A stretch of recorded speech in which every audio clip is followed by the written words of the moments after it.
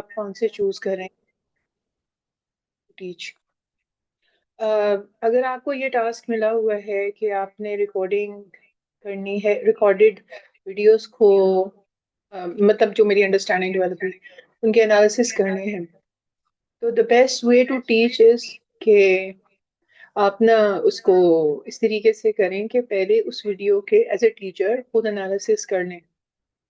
और to start off it is going to be easy for the student to practise. अगर आप उन students को टास्क दें कि इस वीडियो में ये 5 फैलेसीज यूज हुई हैं और मुझे आप लोकेट करके बताएं कि वो 5 फैलेसीज कहाँ कहाँ यूज हुई हैं, बजाय कि आप उठा ओके। के दे दें कि ये 40 फैलेसीज और बाइसनेस आपने पढ़ी है और इसको ढूंढें। No no, that's not going to work.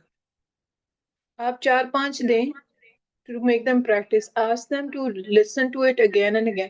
It is easy to remember 5 fallacies biasness.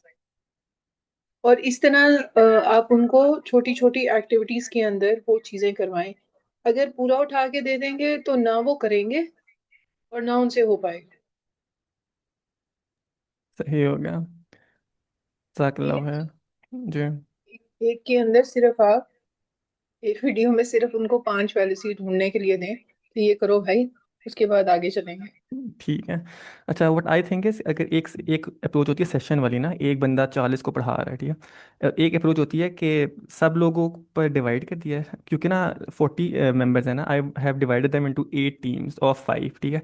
अब हर टीम ना अपने ओन पर लर्निंग करेगी और उनका ना एक लीड होगा। So what I have suggested them is कि अगर आप 5 लोग सेशन करोगे तो आप उनमें से एक बंदा 4 को नहीं पढ़ा रहा होगा, पांचों में जो पढ़ाने वाली जो कंटेंट्स वो डिवाइड होंगे। लेट्स से आपने 10 फेलिसीज को डिस्कस करना है, ठीक है। तो दो दो सब ने डिवाइड कर लिया, दो दो उनको प्रिपेयर करके आएंगे, and then it will be kind of a peer to peer learning वाला सेशन। तो I think that is much more efficient and effective. सब इन्वॉल्व भी हो जाएंगे, क्योंकि फिर कुछ लोग बोलते ही नहीं है और फिर मेजर भी नहीं हो रहा होता कि ठीक है किसको वैल्यू मिली है इन दिस लार्ज सेशन और किसको नहीं मिली। So I was thinking something like that, but let's see, मैं अभी डिस्कशन That करनी है that मैंने। that is good approach, but Yeah, then it's a good again idea. Content को थोड़ा ही रखिए। मैंने जैसे आपको कहा ना, मेमोरी से लिंक जो चीजें होती है ना, उनका मसला बन जाता है कि वो सारी चीजें आपस में मिक्सअप हो जाएंगी और किसी को सुनते हुए भी याद नहीं आनी कि ये कौन सी फैलेसी है। अगर आप अपना कंटेंट थोड़ा रखेंगे, जैसे मैं आपको एक्सरसाइज करवाती हूँ, मैं एक एक स्टेप को आपको ना, मतलब अगर मैं आपको बुक दिखाऊं तो अभी मैंने अभी सिर्फ 2 पेजेस पढ़ाए हैं आपको बुक के, ठीक है। जी।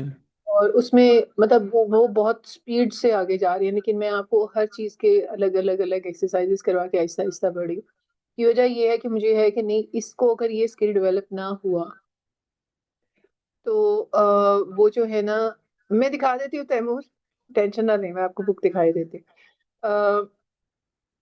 Late me just open it, उस किताब बट के Aliyan, your strategy is good because sir ने भी हमें यही स्ट्रैटेजी दी थी अपनी सीटीए क्लास में। ही सेड ऑल जितनी भी बाइसेस की उन्होंने लिस्ट दे दी थी कि this has to be divided among members and every member will present in the next class. तो हर मेंबर को ऐसे 5 मिनट 10 मिनट मिलते थे कि जो बायस उनको मिली है उसको एक स्लाइड में पूरा प्रेजेंट करें, जिसमें एक एग्जाम्पल होगा, एक सिनेरियो होगा, एक एंड मतलब एक अपनी लाइफ एग्जाम्पल आपने देना है। तो every person is becomes an expert on one bias and he teaches that to everybody else and the rest of them they cross question और वो खुद भी एग्जांपल्स लाते हैं and hmm. all of that, तो पूरी एक ग्रुप लर्निंग हो जाती है। That's the best way exactly. To teach. जज़ाकल्लाह खैर। हम लोग भी ऐसे पढ़ते रहे हैं, जब हमारी क्लासेस होती थी। ये हमारी बुक है जिसको हम यूज कर रहे हैं फिलहाल, लेकिन नॉट नेसेसरली दिस। मैं और भी बहुत सी किताबें आपके सामने खोलती हूँ जो कि यूज हो रही हैं, में से भी मैं पढ़ रही होती हूँ। आपकी कोर्स आउटलाइन तो बेसिकली इसी कंटेंट में से बनी है, लेकिन आप देखें कि अभी तक हम पता कहाँ पहुंचे। अभी हम यहाँ नहीं पहुंचे, यानी अभी हम यहाँ पे भी नहीं पहुंचे, कि अभी हम यहाँ खड़े हैं। अभी हमने आइडेंटिफाई रीजन भी नहीं किया, अभी हम यहाँ खड़े हैं। अगर आपको नजर आ रहा है मेरा स्कर्शर, तो एक बार दिखाई देती।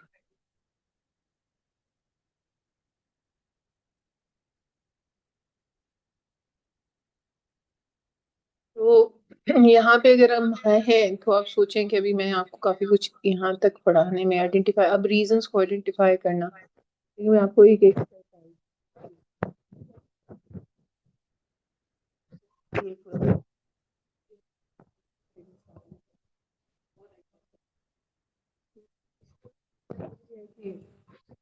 ये देखना कितनी चीजें याद रहेंगी और कितने, अगर मैंने ज्यादा करा दिया, मैथमेटिकल है ये, फिर ये भूलना शुरू हो जाता है, फिर इरिटेशन होनी शुरू हो जाती है जब पीछे से कैच अप ना कर पाए। जी, अगर मुझे कहा जाए कि मैं वीडियोस की सिखानी शुरू करूं, तो मैं एक स्टूडेंट को 5 पैरालिसिस दूंगी और यहाँ 5 बाइसेस दूंगी और उसे कहूंगी कि इस वीडियो में मुझे ढूंढ के बताओ ये कहाँ पे यूज में है, ये 5 में से कोई बताओ कि कौन कौन सी यूज हुई है, किधर किधर यूज हुई है। तो मेरा तरीकेकार ये होगा। खैर, एक ये किताब है जी जो हम यूज कर रहे हैं, और बाकी दिखाई देती हूँ। एक ये रीजनिंग वाली है, इसका नाम ही रीजनिंग है।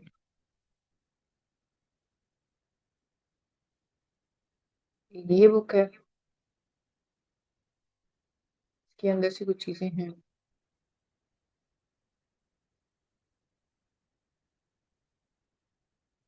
उसमें एक्सरसाइजेस बनाने में चैट की भी हेल्प लेती हूँ, लेकिन कॉन्सेप्ट्स बेसिकली यहाँ से लिए जाते हैं। ये मेन पॉइंट्स होते हैं चैप्टर 1 में से लेके एंड तक। एक और मेरे पास आई है बुक, वो ये वाली है। ये लॉजिक पे है, बेसिक कॉन्सेप्ट। जो हमारे पीयू में टीचर्स पढ़ा रहे होते हैं वो किसी हद तक आई थिंक इस बुक को यूज करते हैं, वो भी जो लॉजिक पढ़ा रहे होते हैं। और इसके अंदर भी आप देखेंगे हमारा, थैंक यू, जज़ाकल्लाह। हम्म,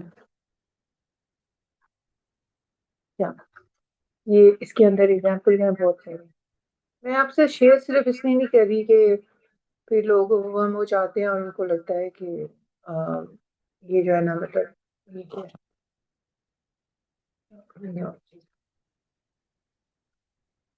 ये ये चीजें हम यूज कर रहे हैं। उसके अलावा जो है ना, जैसे मैंने अभी पिछले दिनों एक बंदी ने मुझसे पूछा था, तो मैंने उसको बताया था कि थियोलॉजिकल हम कैसे यूज करते हैं। एक minute, give me a minute.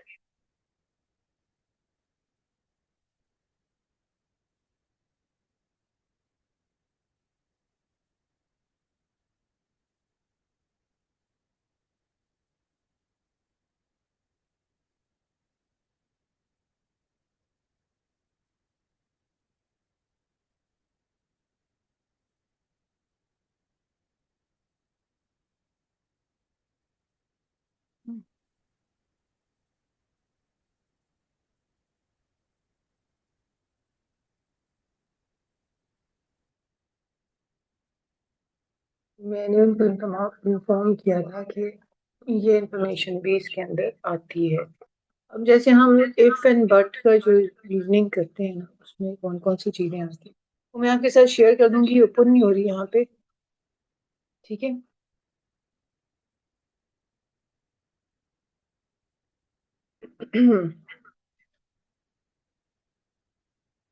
आज जो हमने चीज शुरू करनी है, एक तो ये है कि हम प्रैक्टिस करेंगे जो पीछे हमने चीजें पढ़ ली हैं उसकी काफी सारी एग्जांपल्स के साथ, और ये देखेंगे कि क्या चीज आर्ग्यूमेंट होती, क्या वो कौन सा कंटेंट होता है जो कि किसी चीज को आर्ग्यूमेंट बनाता है, और वो कौन सी चीज होती है जो कि आर्ग्यूमेंटेशन में use it. I mean, there are certain things, if they are there, then we call it an argument. Otherwise, अगर वो चीज़ missing है, तो वो argument नहीं है।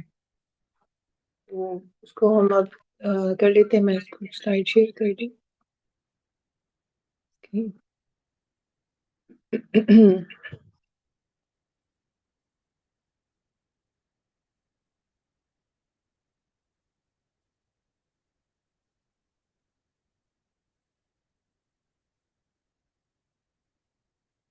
Identifying conclusion in an argument.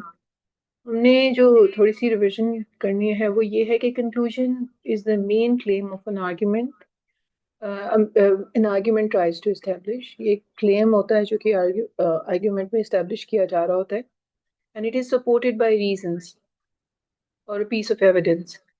A conclusion indicator words like therefore, so, thus, hence वगैरह ये उसको help करने में, identify करने में, easy में present but not always. And we must look for the what the writer wants the reader to accept to be true, what they want you to believe. ठीक है, के अंदर कुछ टर्मिनोलॉजीज एंड डेफिनेशंस देख लेते हैं। एक नई चीज आप जो अभी तक आपने वर्ड प्रिमिस नहीं सुना, क्योंकि मैं रीजन या एविडेंस का वर्ड यूज करती रही हूँ, बट नाउ वी से प्रिमिस gives a reason or evidence that supports a conclusion. So यानी जो रीजन आप रीजन दे रहे हैं या कोई एविडेंस दे रहे हैं, वो बेसिकली आपका प्रीमिस को सपोर्ट करिए, कंक्लूजन को सपोर्ट करने के लिए आपका प्रीमिस सेट करिए। इट डिपेंड्स कि आपने एग्जांपल्स देकर क्या चीज को इस्टेब्लिश कर रहे हैं, किस यानी कि बाद दफा एक क्लेम किया जाता है, लेकिन जब उसकी एविडेंस दी जाती है तो उसको डिफरेंट एंगल से उसको हिट किया जाता है। मैं कुछ एग्जांपल भी सामने रखूंगी कि एक आर्ग्यूमेंट आप देख रहे हैं, उस आर्ग्यूमेंट में राइटर ने रीजन किया है, लेकिन जो उसका प्रेमिस उसने सेट किया है उससे कंक्लूजन का कुछ और मतलब निकलता है, जबकि उसका एक ऑल्टरनेटिव प्रेमिस देकर कुछ और कंक्लूजन भी ड्रॉ किया जा सकता है। तो हम वो देखेंगे। सो प्रेमिस का सेट करना, जैसे साहिर भी कहा करते हैं, फिर वो कहता है why should I believe this claim, वो रीजंस आप दे रहे होते हैं। Conclusion we all know is basically the claim what the writer or speaker wants you to accept or believe. फिर इसके अंदर एक होती है hidden assumption, आप कुछ चीजों को assume करते हैं। Assumption is something the writer or speaker takes for granted and it is not stated directly, but it must be true, accepted as true for an argument to make sense, to be valid. It acts as a bridge between premise and claim. तो ये premise और claim के बीच में एक bridge का काम करता है, क्योंकि एक चीज हम देखते हैं और उससे हम कुछ कंक्लूजन ड्रॉ करते हैं, एक अजम्पशन ड्रॉ की जाती है उससे, तो अजम्पशन जो है वो हमें कंक्लूजन की तरफ लेके जाती है। ठीक है, अब ये सारी चीजें हम एग्जांपल्स के तौर पे देखते जाएंगे। अब आपके सामने एक ये लॉन्गर पीस ऑफ टेक्स्ट, जिसको हम डिस्कोर्स कहते हैं। ठीक है, इमोर्टल एक मेडिसिन है, उसके बारे में ये एक स्टेटमेंट दी गई है। अच्छा एरम, मैं कुछ ऐड करूं पिछली स्लाइड में? जी जी। अच्छा, मैं कह रही हूँ कि जब आप प्रेमिस को देखते हैं ना, और जो उन्होंने लास्ट लाइन बताई कि there are some assumptions that are considered true, वो अजम्पशंस क्या होते हैं बेसिकली? ऑल्सो क्या होते हैं, you have to keep in bear in mind कि अलग अलग टाइप की आइडियोलॉजीज होती हैं या बिलीव्स होती है या अलग रिलीजन्स होते हैं। तो ये सारी जो आपकी बिलीफ होती है ना, उसके पीछे कोई फैक्ट नहीं होता, वो बस आप मानते हैं। जैसे हम अल्लाह को मानते हैं बट हमने देखा नहीं, तो ये हमारा एक बिलीफ है। इन अदर वर्ड्स, आप सेक्युलर लैंग्वेज में कह सकते हैं it is an assumption that we are taking as true that God exist, right? उसके ऊपर आप बेसिस कोई, जैसे आपने क्लेम कर दिया, राइट, तो वो आपका बेसिक क्लेम हो जाता है। तो ये जो प्रेमाइसेस होती है ना, दो लोग अगर एक आइडियोलॉजी पे, एक अजम्पशन पे सबसे पहले यू हैव टू अग्री, तब आप उसके ऊपर टॉपिक पे कुछ भी डिबेट कर सकते हैं या उस पर बायस निकालेंगे। जैसे अगर कोई सेक्युलर स्टेटमेंट बोलता है, तो आप इस्लाम के पैराडाइम से उसके अंदर फॉल्ट्स नहीं निकालेंगे। यू हैव टू अंडरस्टैंड कि उनका पैराडाइम क्या है, जो किस वो सेक्युलरिज्म के अंदर से आ रहे हैं। या फिर अगर जैसे कोई इस्लामिक बात आपने कह दी और सामने वाले बंदे को इस्लाम ही नहीं आता, उसने किसी अपनी आइडियोलॉजी के through which is western secular ideology, वहां से उसने कोई क्रिटिसिज्म किया आपके क्लेम के ऊपर, तो that debate will go nowhere. तो both parties, whoever, when you're understanding something, first you have to understand कि उसके अंदर का हिडन अजम्पशन क्या है। उस अजम्पशन को या तो आप चैलेंज कर दें, that is one level of debate. Second level of debate is कि आप देखें कि अगर उस अजम्पशन को हम भी माने कि सच है, तब यहाँ पे इस क्लेम में क्या इश्यूज निकलते हैं, और इस दैट क्लेम के ऊपर जो भी उसने एविडेंसेस दिए वो कंक्लूजन तक सही पहुंच रहा है कि नहीं। There is where you will find the problems, biases और फैलेसीज, ऑल ऑफ दैट। समझ आया किसी को? तो एक बार रिपीट करें। इसमें तो फॉर आपने इसको ऐसे कह सकते हैं कि अगर कोई स्टेटमेंट हम बोलते हैं कि मेरे बच्चे ने अ, एक नंबर लिया है 10 में से, तो वो हम्म। जो है वो फेल हो गया। अब इसके पीछे जो अजम्पशन है कि वन जो है वो बुरा होता है, हालांकि स्टेट नहीं किया, लेकिन वन को अज्यूम कर लिया कि आई कांट बुरा। हेयर तेमू, किसी को आवाज आ रही है? जी जी, आवाज तो आ रही है।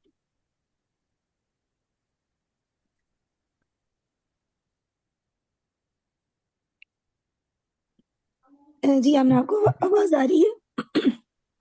जी अब आ रही है। अच्छा, आप लोग को सुनाई दे गया ना? तो somebody टेल मी, तैमूर ने सही बोला जी कि जी नहीं? तेरा तैमूर जी रिपीट करेंगे, अजम्पशन क्या था? मतलब अजम्पशन कि यही होगा ना इसमें जी जी, कि मैं एक सुन जो है रही वो हूँ सबसे actually। कम है और 10 सबसे ज्यादा है। यही अजम्पशन है ना, जो we understand that without saying it. Hmm. हाँ तो एग्जैक्टली। जी। ठीक है, यही आप लोग को you have to bear in mind जब इरम आगे एग्जांपल दिखाएंगी, तो उसमें ये जरूर स्पॉट करिएगा। Okay Iram, continue, sorry. Not a problem.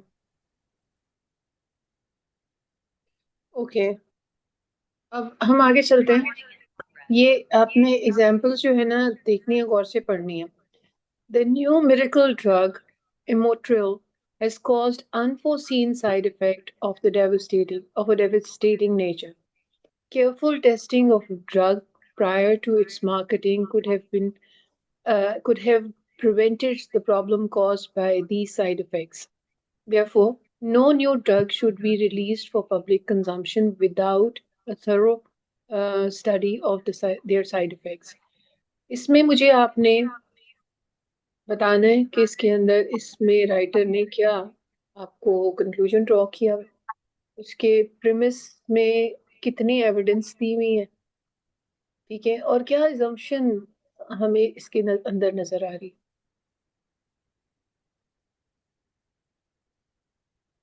अब हम देखें, पहले हम एक एक जुमले को लेके चल रहे थे, अब हमने बड़ा टेक्स्ट लिया।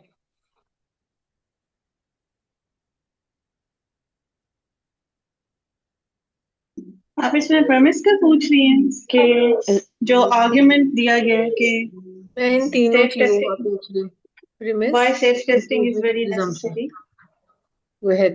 I'm sorry, assumption तो इसमें यह है कि केयरफुल टेस्टिंग नहीं की गई, ओके ये assumption है। और प्रीमिस जी, जो है वो फर्स्ट लाइन है, that it has caused unforeseen side effects, and the last line So is the conclusion. conclusion यही है कि careful testing needs to be done before any drug is released. No new drugs should be released for public consumption without a thorough study of their side effects. That should be a conclusion. Try करते जाए। मैं एक ही दफा में इसको discuss करूंगी। I want everyone to participate. I think another assumption here is that every drug has a side effect. Yeah, and also that carelessness should not be done, मतलब वो harmful है, so this can be one of the assumptions. What is the first thing that I told you to look for in any argument? Claim. या तो claim के हमारे क्या indicator words थे? therefore आएगा ना, तो नीचे क्लेम ही। या तो आपने therefore के आगे उसको पहले the first thing that we are going to do is that we look for the conclusion indicator word and see if it is used as a conclusion indicator. That's the first step. फिर आगे चलेंगे। So we Conclusion can and establish कि जी जी जी हम establish कर सकते हैं कि यहाँ पे मतलब testing of any drug, thorough testing of any drug, उसकी emphasis किया गया उसके ऊपर. So that's the conclusion. देखिए, no drug should be released for public consumption, मतलब उसके बगैर उसकी साइड इफेक्ट स्टडी जी किए। जी हाँ, therefore आपके आगे जितना है ना वो उसने कंक्लूजन ड्रॉ किया हुआ। जी तो हम कह सकते हैं कि ये क्लेम है इस आर्ग्यूमेंट का कि राइट। क्लेम कंक्लूजन को कहते हैं ना बेसिकली। जी जी जी, अगर आपने कर लिया हम आगे चलते इसको डिस्कस करते हैं। और कंक्लूजन क्या है जी? No drug should be release without studying thoroughly for the side effects. ठीक है, कि उसके साइड इफेक्ट्स क्या है. ठीक है. फिर रीजन उसको करते हुए कह रहा है कि there should be 2 reasons basically हैं. एक तो केयरफुल टेस्टिंग हो और ताकि उसके साइड इफेक्ट्स आपके सामने नजर आ जाए. जो कंक्लूजन इंडिकेटर वर्ड यूज हुआ है वो देयरफॉर हुआ है. assumption ये है कि proper study helps avoid severe side effects. ये assumption आपने इसको पढ़ के जो आपने अज्यूम किया है चीज को वो ये है.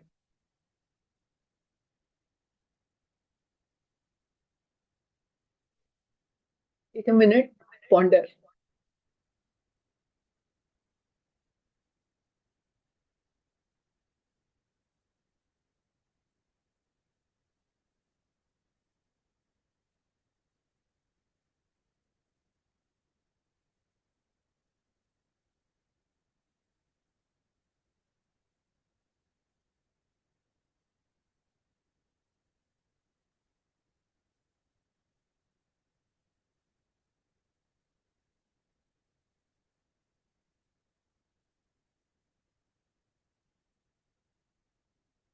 जी आगे चले. इसकी मजीद डिटेल देखते हैं. देखिए हमारे पास ये मैंने इस साइड पे दोबारा वो वाली कंटेंट जो है ना आपको. अच्छा सॉरी टू इंटरप्ट, पिछली स्लाइड पे जाइएगा एक सेकंड. जी ओके. ठीक है. अच्छा, ये the new medical drug Amotril has caused unforeseen side effects of devastating nature. ये रीजन में नहीं आएगा? ये क्या रीजंस के है? साथ मैं आपको बताती हूँ. आगे चल के हम देखेंगे कि कुछ एक रीजन नहीं होती, बात 2 रीजन होती है. वो डिपेंडेंट रीजंस होती हैं और एक इंडिपेंडेंट रीजनिंग होती है. 2 रीजंस आपस में एक ठीक है. दूसरे को कॉम्प्लीमेंट कर रही हैं. ये तो बेसिक फैक्ट है जिसको उन्होंने प्रेजेंट किया है, वो आपको अगर मैं प्रेमाइस है इसकी जगह कि full latest stop drug has लगाने कॉज्ड की साइड बजाय, इफेक्ट, ये तो सबको पता है. ओके नहीं मैं हाँ. बताती हूँ. अगर मैं यहाँ पे इस जुमले के ना नेचर के बाद फुल स्टॉप लगाने की बजाय कोलन या सेमी कोलन डाल दूं ना, तो उसका मतलब ये होगा कि मैं आगे इसी जो बात करी उसको आगे एक्सप्लेन करी. सही. तो यानी वो रीजन की कैटेगरी में ही आएगा, उसके लिए कोई और टर्म तो जी नहीं जी है? जी राइट. ये हाँ जी. ठीक है. देखिए बात तो यहाँ उसने भी side effect unforeseen side effect और वो फिर केयरफुल टेस्टिंग और साइड इफेक्ट के साथ जोड़ दिया उसको उसने. लेकिन यहाँ केयरफुल टेस्टिंग को आपने रीजन में क्यों डाला है?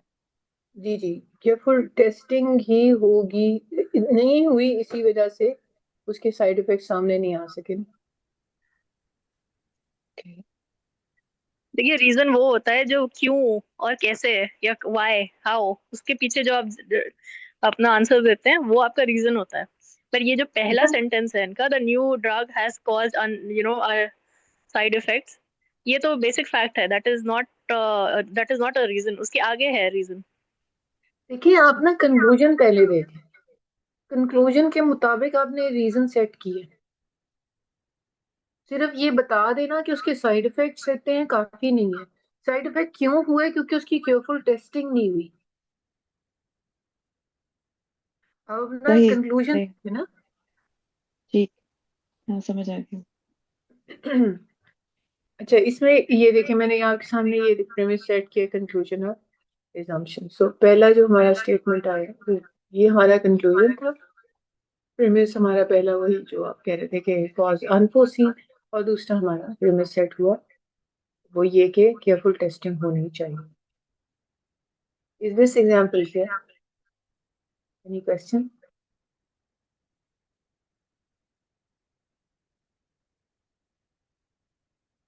क्लियर है. This is what the writer हाँ वांट्स जी. Us to believe. ठीक है. ये कंक्लूजन है ना, ये वो चाहता है कि हम यकीन रखें इसी चीज के बारे ऊपर हमें वो लेके आने और इसकी उसने रीजंस दिए. मैडम एक क्वेश्चन है. वो फैक्ट्स है can not be presented as evidence और रीजंस.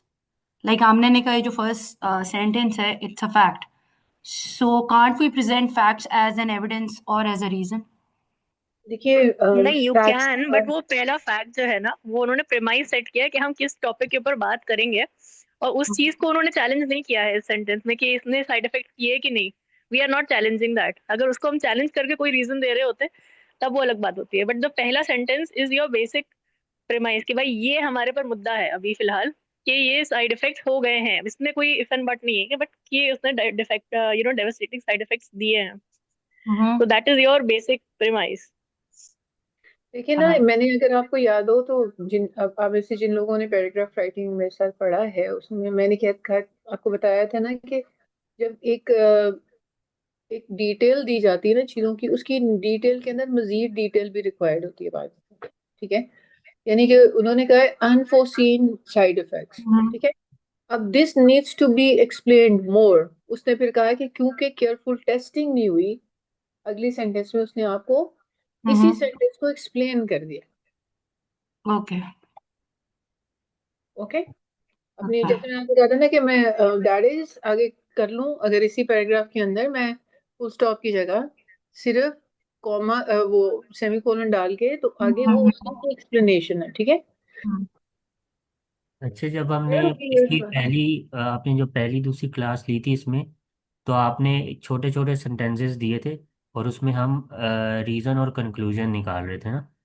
तो अगर आप इसकी जो पहली दो लाइनें हैं उसी को लें तो उसमें फिर रीज़न और उसी एक्सरसाइज को मद्देनज़र रखें, तो वो जो पहली लाइन है वो रीज़न बन जाएगी और जो उसका कंक्लूजन निकाल रहे हैं वो सेकंड उसका लाइन बन जाएगी। अम, कंपैरिजन में है ना, कंपैरिजन में आप लेके, बल्कि मैं इस तरह इनकी से इसको नहीं कहूंगी। देखिए मैं एक बताऊं, मैं उसमें मैंने दिए ही आपको एक्सरसाइज उसकी थी। अगर हम इसको ना छोटा नहीं करेंगे, क्योंकि वो ना अ, ये पूरा एक आर्ग्यूमेंट है, एक आर्ग्यूमेंट।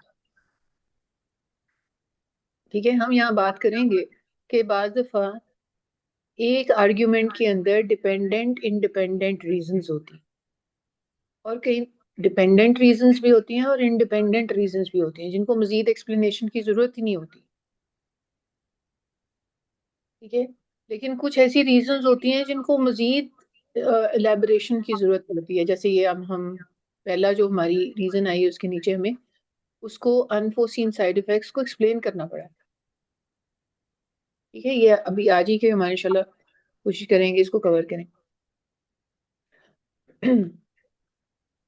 अ, अच्छा, ये तो हमने अभी पहले भी पढ़ा सॉरी, है। अब इस एग्जाम्पल में कोई भी assumption नहीं है फिर? assumption हमारे पास इसके अंदर क्या आती है आप बताइए। कि नीचे हमने कहा है proper study helps avoid severe side effects, या ये एग्जैक्टली। assumption लेकिन जो नेक्स्ट स्लाइड है उसमें आपने assumption नहीं लिखा है। हुआ था, so that confused me. है। नहीं, ये पहले मैं एक्सप्लेन कर दिया ना, इस वजह से अगले वाले में नहीं दिया। अगले में ओके, सिर्फ ये वाला बताना था कि ये एक रीजन थी, ये दूसरा प्रेमिस सेट हुआ था, और बेसिकली ये कंक्लूजन था। Right right. और अच्छा। अगला है जी, ये हमने पहले भी पढ़ा है। जी तैमूर कुछ कहना चाहेंगे? नहीं, अलियान? जी जी, मैं कह रहा था जो एजम्पशन हमारी वो उसको हम हाइपोथेसिस भी कह सकते हैं, क्योंकि दैट नीड्स टेस्टिंग राइट, ताकि हमें उसका पता चल सके कि इज इट इवन ट्रू और रॉन्ग। जी, नहीं, ये हाइपोथेसिस कह सकते हैं, उसका सेम सिनेरियो होता है बट वो एक थीसिस में होता है। मतलब जनरल लैंग्वेज में आप किसी चीज को हाइपोथेसिस नहीं कहेंगे, उसको general term is assumption. Okay. अलियान don't mix it, क्योंकि हाइपोथेसिस इज एक्चुअली इसका सिनोनिमस वर्ड जो यूज किया जाता है वो होता है गेस। गेस करना, मेक वाइल्ड गेस।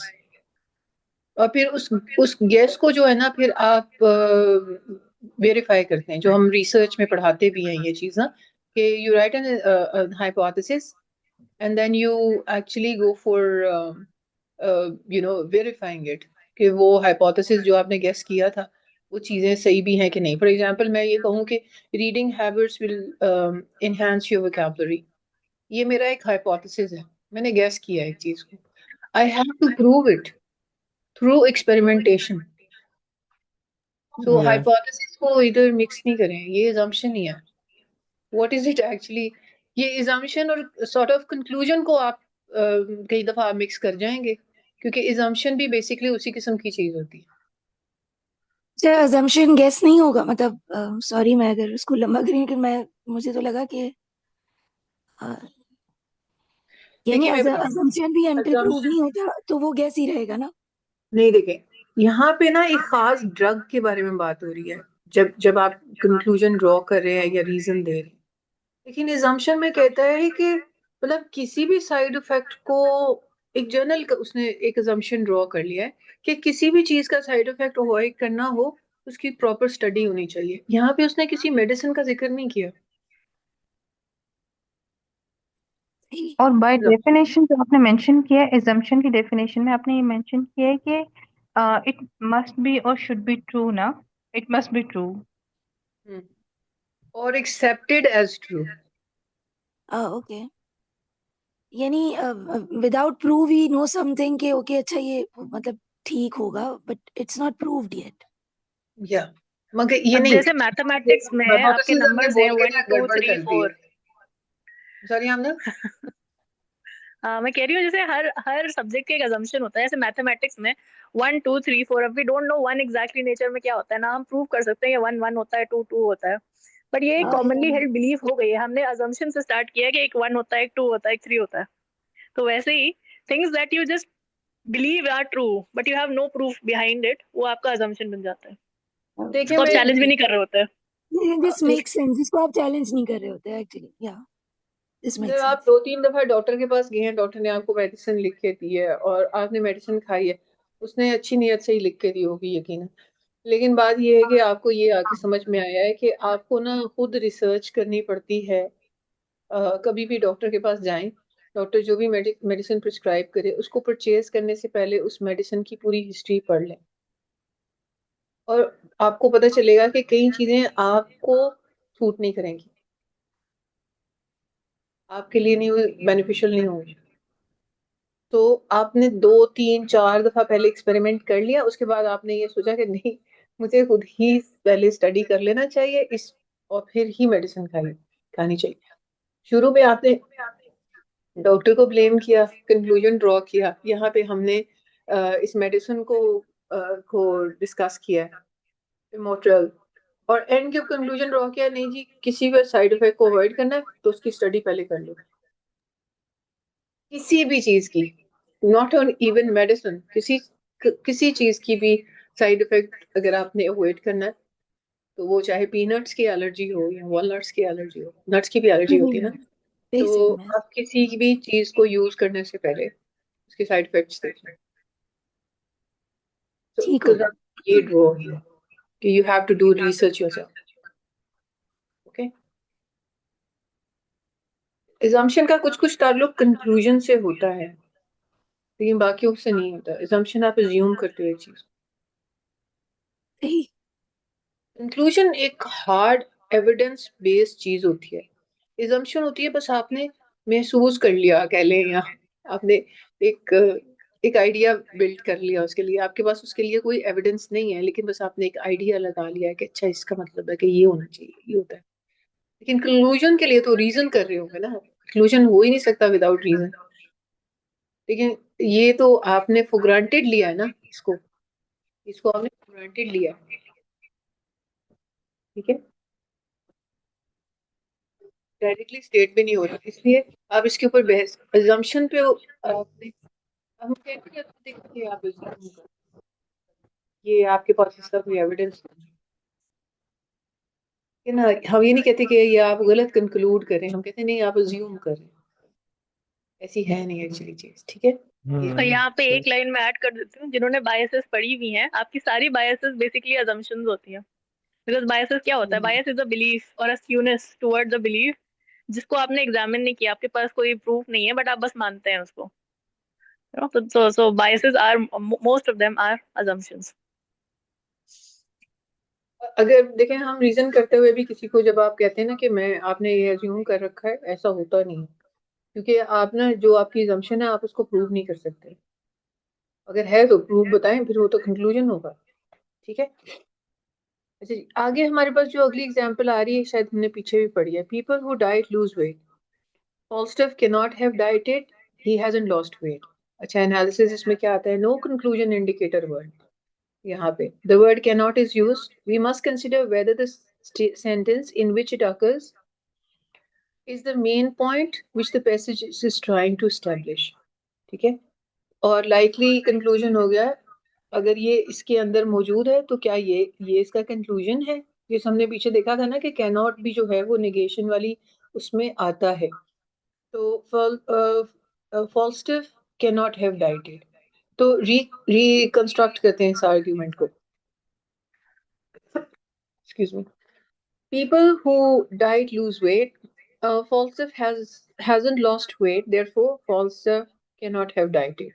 तो ये हमारा कंक्लूजन आ गया. Make sense? Yes. ठीक है.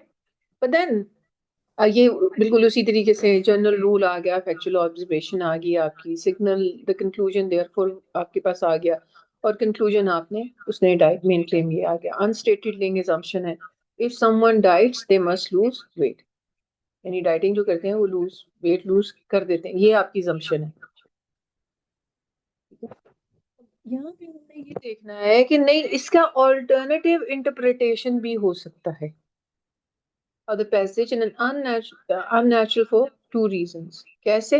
First reason, the phrase cannot have dieted does not naturally means that Falstaff was unable to diet. एक तो ये चीज आ गई. Second reason, even if reworded as has been unable to diet, the statement would still not logically prove the conclusion, because Falstaff might have lost weight in other ways, like through exercise. ठीक है. To prove that Falstaff has not lost weight, one would need evidence for his weight over time, not evidence about whether he dieted or not. मैंने आपसे कहा था ना कि हम premise set कैसे करते हैं. ये एक कंक्लूजन को किसी तरीके से भी उसका प्रीमिस सेट किया जा सकता है. हम लोग जब भी सर साहिल से बात कर रहे होते हैं ना, तो सर साहिल कहते हैं ये तो आपका कंक्लूजन है, प्रीमिस क्या सेट किया था इसके लिए. अब आप गौर से सोचें कि वो जब प्रीमिस सेट करने की बात कर रहे हैं तो ये चीज आपके सामने आ रही है, लेकिन ये प्रीमिस अगर आपने सेट किया है तो इसका ये कंक्लूजन नहीं निकलता. अगर ये प्रीमिस सेट किया है तो फिर इसका ये कंक्लूजन निकलता है. मतलब वो बता रहे होते हैं इस कंक्लूजन का ये प्रीमिस नहीं हो सकता.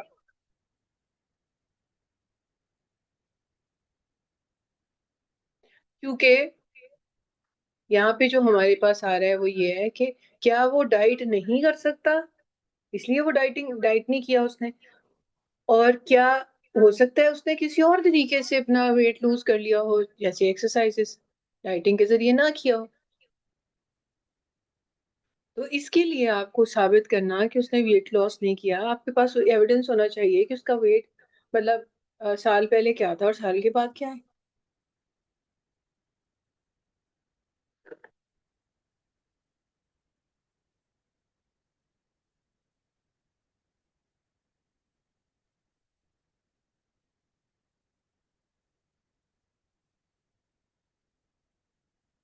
Please ponder and try and understand what point we are trying to make here.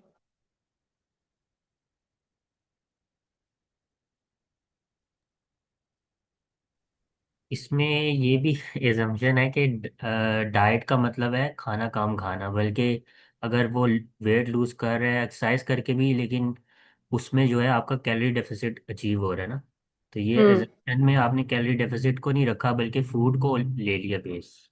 जी जी. तो इसके अंदर भी फर्दर एजम्पशन है कि वो फूड को ले रहा है एजम्पशन.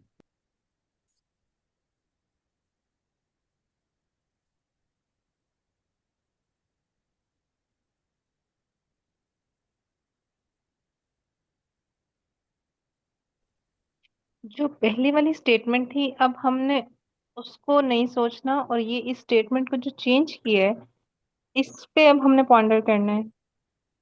ये आपके पास एक एग्जांपल आ रही है ना, ये आपके पास सामने, इसको एक और से देखिए. पीछे हमने ये एग्जांपल सेट की थी और हमने इसका क्या कंक्लूजन ड्रॉ दिया था कि उसने डाइट ही नहीं की थी. ये मेन क्लेम किया? था हमारा, और इसलिए उसने वेट लूज नहीं किया, क्योंकि हमने ये ज्यूम किया है कि डाइटिंग से वेट लूज हो जाता है. हम्म. ठीक है, ये assumption थी हमारी. ठीक है, लेकिन इसका सिर्फ यही मतलब नहीं ना निकलता, इसकी ऑल्टरनेटिव इंटरप्रिटेशन भी होती है ना, कि हो सकता है उसने डाइटिंग ना की हो लेकिन उसने किसी और तरीके से वेट लूज कर लिया हो.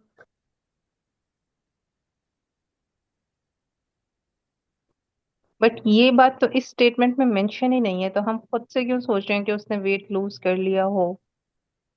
नहीं, हम हमारी ऑल्टरनेटिव इंटरप्रिटेशन तो हो सकती है ना। हम ये कंक्लूजन तो नहीं ड्रॉ कर सकते ना कि उसने, अब या अगर हम ये ड्रॉ करते हैं तो इसका मतलब क्या होगा? Are we are we talking about this statement, या हम खुद से अब स्टेटमेंट सोच के फिर assumptions कर रहे हैं? नहीं नहीं, हम इसी स्टेटमेंट के ऊपर रहेंगे जो हमारे सामने है। So इस स्टेटमेंट यहाँ में पे तो he hasn't lost weight because he hasn't dieted, तो हमारा कंक्लूजन ड्रॉ हो रहा है। बट से हम बोलिए। नेक्स्ट स्लाइड में हम अ, खुद से रीजनिंग कर रहे हैं ना कि उसने ऑल्टरनेटिव वेज से जो है वेट लूज किया है। ये इंफॉर्मेशन हमें इस लाइन में तो नहीं मिल रही, इस स्टेटमेंट में तो नहीं नहीं मिल देखिए, रही। ये कैन नॉट हैव नहीं, डाइटेड। ऑल्टरनेटिव वेज में नहीं, इंटरप्रिटेशन है। अगर आप एक इंसान को देखें कि उसने वेट लूज कि डाइटिंग से आपको पता है कि वेट लूज होता है और सामने वाले बंदे ने वेट लूज नहीं किया है, तो इसमें एक रीजन जो उन्होंने बंदे ने यहाँ पे दिया है कि उन्होंने डाइट नहीं की होगी, लेकिन इसके अलावा भी रीजन हो सकते हैं जो सेंटेंस में मिसिंग है। बट ये you as a reader should be able to spot them कि क्या और भी रीजन हो सकते हैं जो यहाँ पे मेंशन नहीं है। एक रीजन ये भी हो सकता है कि हो सकता है उसने एक दिन लूज किया हो, दूसरे दिन फिर से ज्यादा खा लिया हो, या it's may be it's not consistent, या उससे एक्सरसाइज नहीं की हो या ज्यादा कर ली हो, या और भी चीजें हैं। तो ये अजम्पशंस है जो सामने वाले ने शायद नहीं सोचे होंगे, but you as a reader should be able to spot them. वो लिखे कभी भी फिजान नहीं आपका होंगे, कैमरा बट ऑन है। आपको, हाँ। फिजान हाँ, आपका कैमरा ऑन है, प्लीज बंद कर। आमना, फिजान का कैमरा ऑन हो गया हुआ है। I didn't understand this last sentence that, to prove that he has not lost weight, one would need evidence of his weight over time. So why are we even considering that, that we have to prove that he has not lost weight? देखिए हाजरा, इधर ना आप ना पहले reason को जरा गौर से पढ़ें।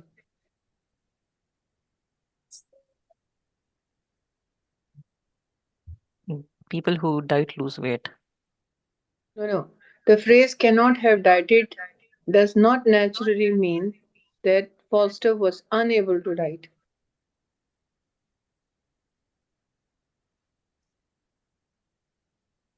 अब ये वो रीजंस हैं जो और रीजंस भी हो सकती हैं।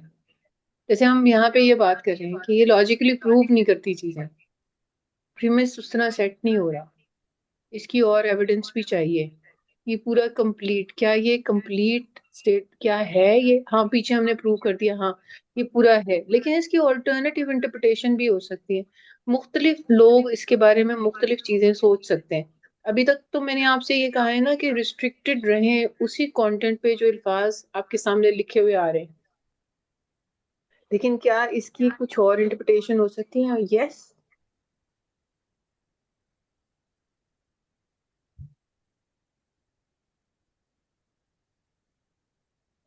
अब जैसे यहाँ इसलिए पे अल्फाज लिखा है कैन नॉट का मतलब होता है कि सामने वाले की कैपेबिलिटी ही नहीं है या उसकी एबिलिटी नहीं है कि वो डाइट कर पाए। लेकिन यहाँ पे सेंटेंस में आप इसका ये मतलब नहीं ले सकते। कैन नॉट का मतलब ये भी तो हो सकता है कि भाई उसकी विलिंगनेस थी लेकिन उसने नहीं किया, या उसकी विलिंगनेस नहीं थी बट उसकी कैपेबिलिटी थी। You know that means it doesn't mean that he was not able to diet. उसमें और भी मीनिंग्स हो सकते हैं इसके, तो वो हमने interpretation you as a critical thinker आने चाहिए आपके जहन में। पिछले लेसन्स में, मैं एक मिनट में पीछे जाती हूँ जरा आपके पास, ये पिछले लेसन्स के अंदर हम ये पढ़ रहे थे ना कि इन लफ्जों का क्या क्या मतलब निकल आता होता है। कहाँ गया? मैं एक मिनट निकाल देती हूँ सामने। यहाँ पे हमने वो एक्सरसाइजेस की थी। रिकमेंडेशन होती है, नेसेसिटी होती है, इम्पॉसिबिलिटी होती है, ठीक है। और ये वाले हम देख रहे थे कि शुड, मस्ट, कैन नॉट का क्या क्या मतलब हो सकता है। मस्ट लगा हुआ है तो नेसेसिटी है, शुड लगा हुआ है तो रिकमेंडेशन है, कैन नॉट मीन्स इम्पॉसिबिलिटी। तो ये यहाँ पे वही चीज आपसे बात कर रहे हैं कि can not have dieted was unable to diet, impossibility थी क्या?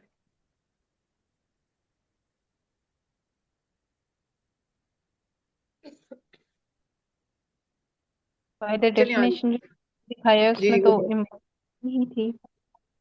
हमने पीछे जो इसकी डेफिनेशन देखी है ना, वो इम्पॉसिबिलिटी की देखी, और शुड यस की जैसे रिकमेंडेशन देखी है, रिकमेंडेशन में या मस्ट की नेसेसिटी देखी है। ये डेफिनेशन हमने रखी है, इसकी सेट की है यहाँ।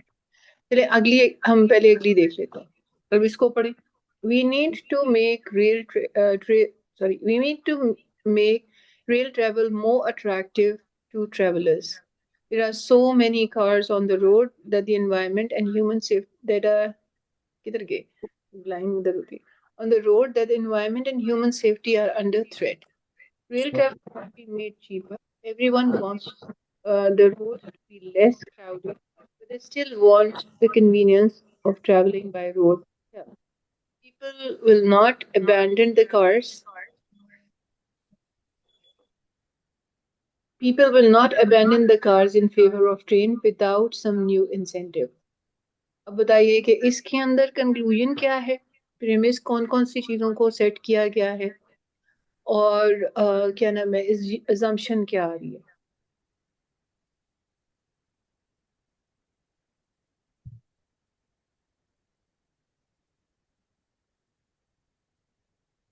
क्लेम तो नीचे ही First step. आया। What is it? What's the first thing that we do? Claim last line Claim ढूंढते हैं, Conclusion. conclusion words ढूंढते हैं, indicator words ढूंढते हैं। You find any? No Good. अब क्या करेंगे, हमने ये कहा था कि बाद दफा कंक्लूजन इंडिकेटर वर्ड नहीं होते, लास्ट सूरत में क्या किया जाता है। But we need to make rail travel more attractive to travelers. ये पहले जजमेंट दे दिया ना उन्होंने कि that is the conclusion of the whole argument. ठीक है फाइन। अब एक चीज और देखिए कि मैंने आपसे कहा था कि आपने अगर एक अच्छा आपने स्टेप्स फॉलो करने होते हैं। पहले कंक्लूजन इंडिकेटर वर्ड देखें, मिल गया ठीक है, नहीं मिला कोई बात नहीं। फिर जिस जुमले को भी आपको लग रहा है कि this sentence is basically giving you the claim और कंक्लूजन, तो देखें कि कौन कौन सा जुमला उस क्लेम को रीजन कर रहा है। क्लेम यही समझ में आ रहा है कि रोड्स पे कम होनी चाहिए, रोड कम क्राउडेड होनी चाहिए। उसके लिए सारी रीजंस दी हुई हैं कि कार्स कम होनी चाहिए ताकि एनवायरनमेंट भी किस सेफ जुमले रहे। में और निगत ये नजर आ रहा है। ये आ रहा है कि everyone wants the roads to be less crowded.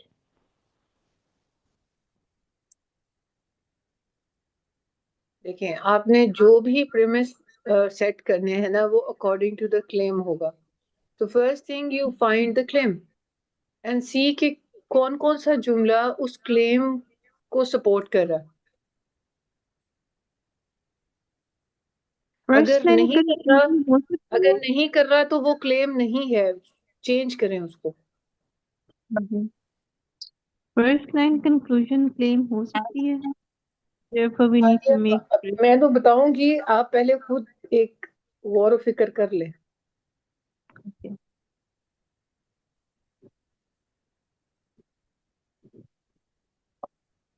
convenience of traveling.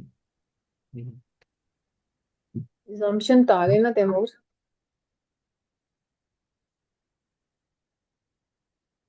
I guess we need to make rail travel more attractive to travelers.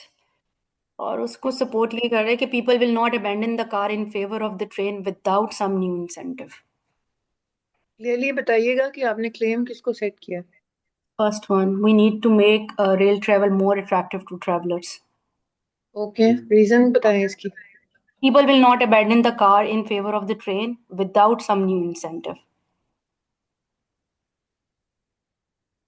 अब देखें पहला जुमले में ना आपका कीवर्ड क्या है। Attractive. ओके, तो जो रीजन आप दे रही हैं वो अट्रैक्टिव से कहाँ तक लिंक्ड है। In new incentives.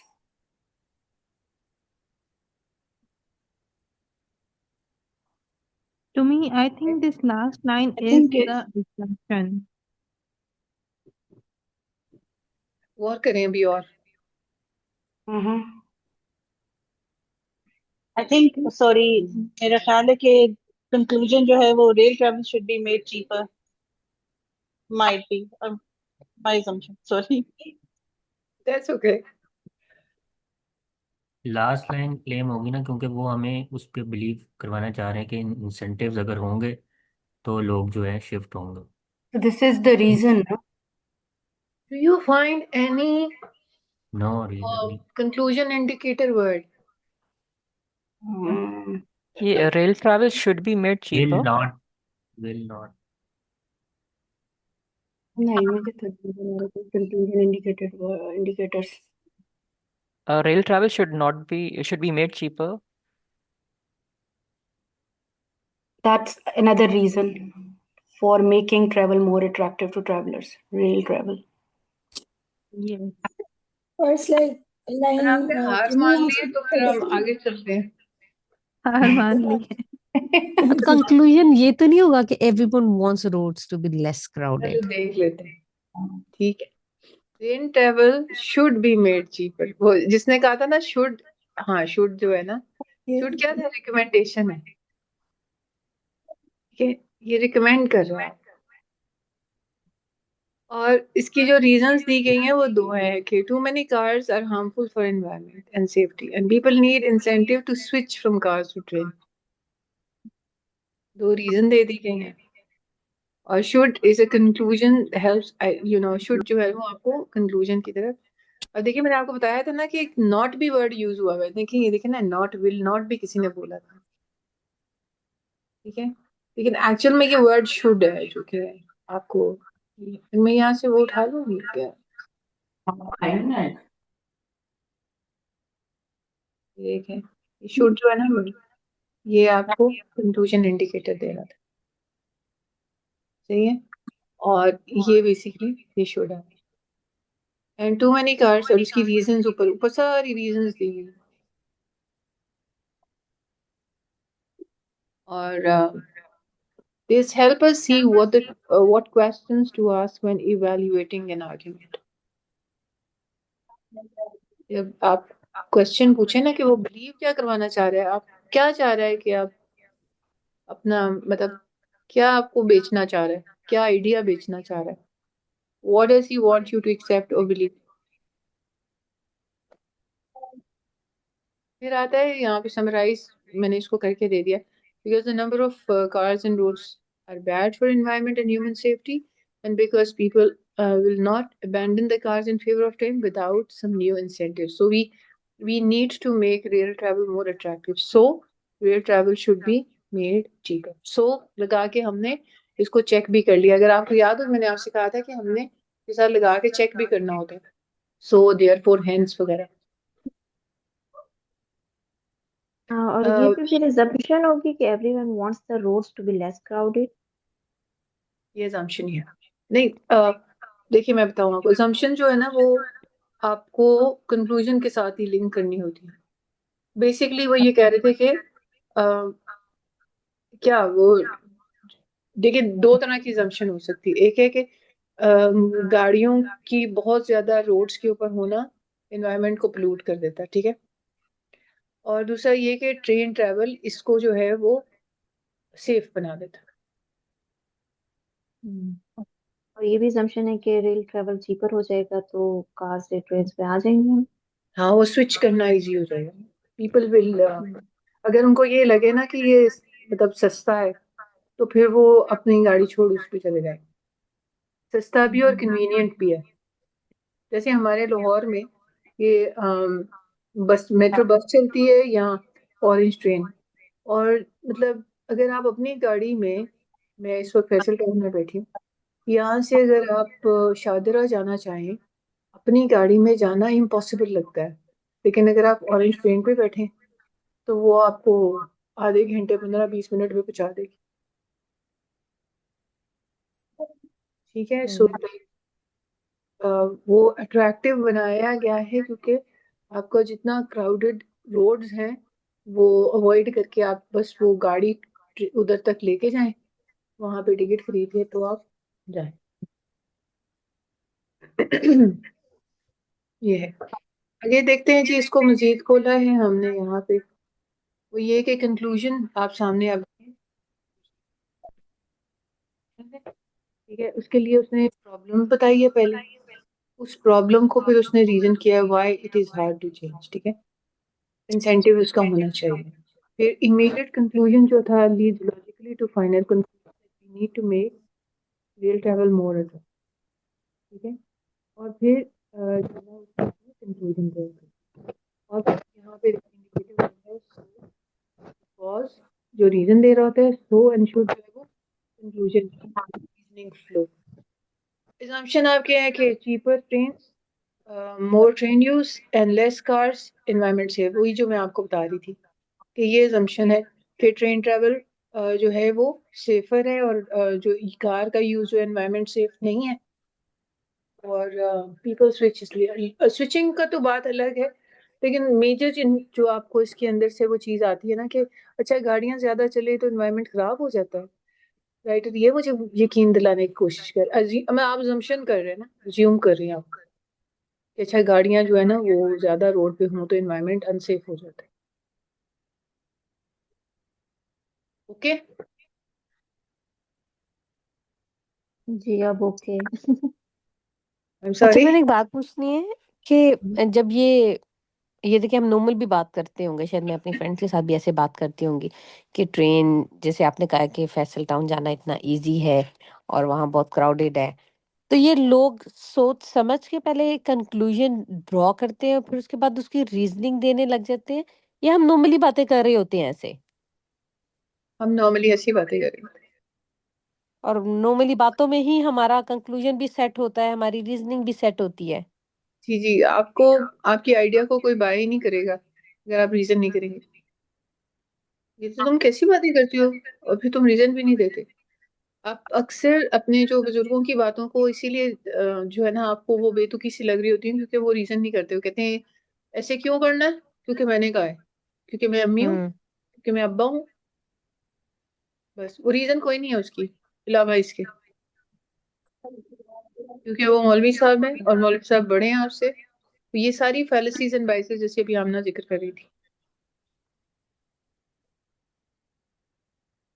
ओके, तो इसका मतलब है समटाइम ये होता है कन्वर्सेशन में जब हम होते हैं, अगला सिर्फ आपको कंक्लूजन दे रहा होता है कि हमने बस कुरान को पढ़ना है, ठहर ठहर के पढ़ना है, बाकी वो चीजें खुद तो सेट करता ही नहीं है वो। हाँ, वो जो लिसनर है उसने क्वेश्चन कर करके तो वो बाकी चीजें उससे लेनी है, रीजनिंग लेनी है, assumptions लेनी है।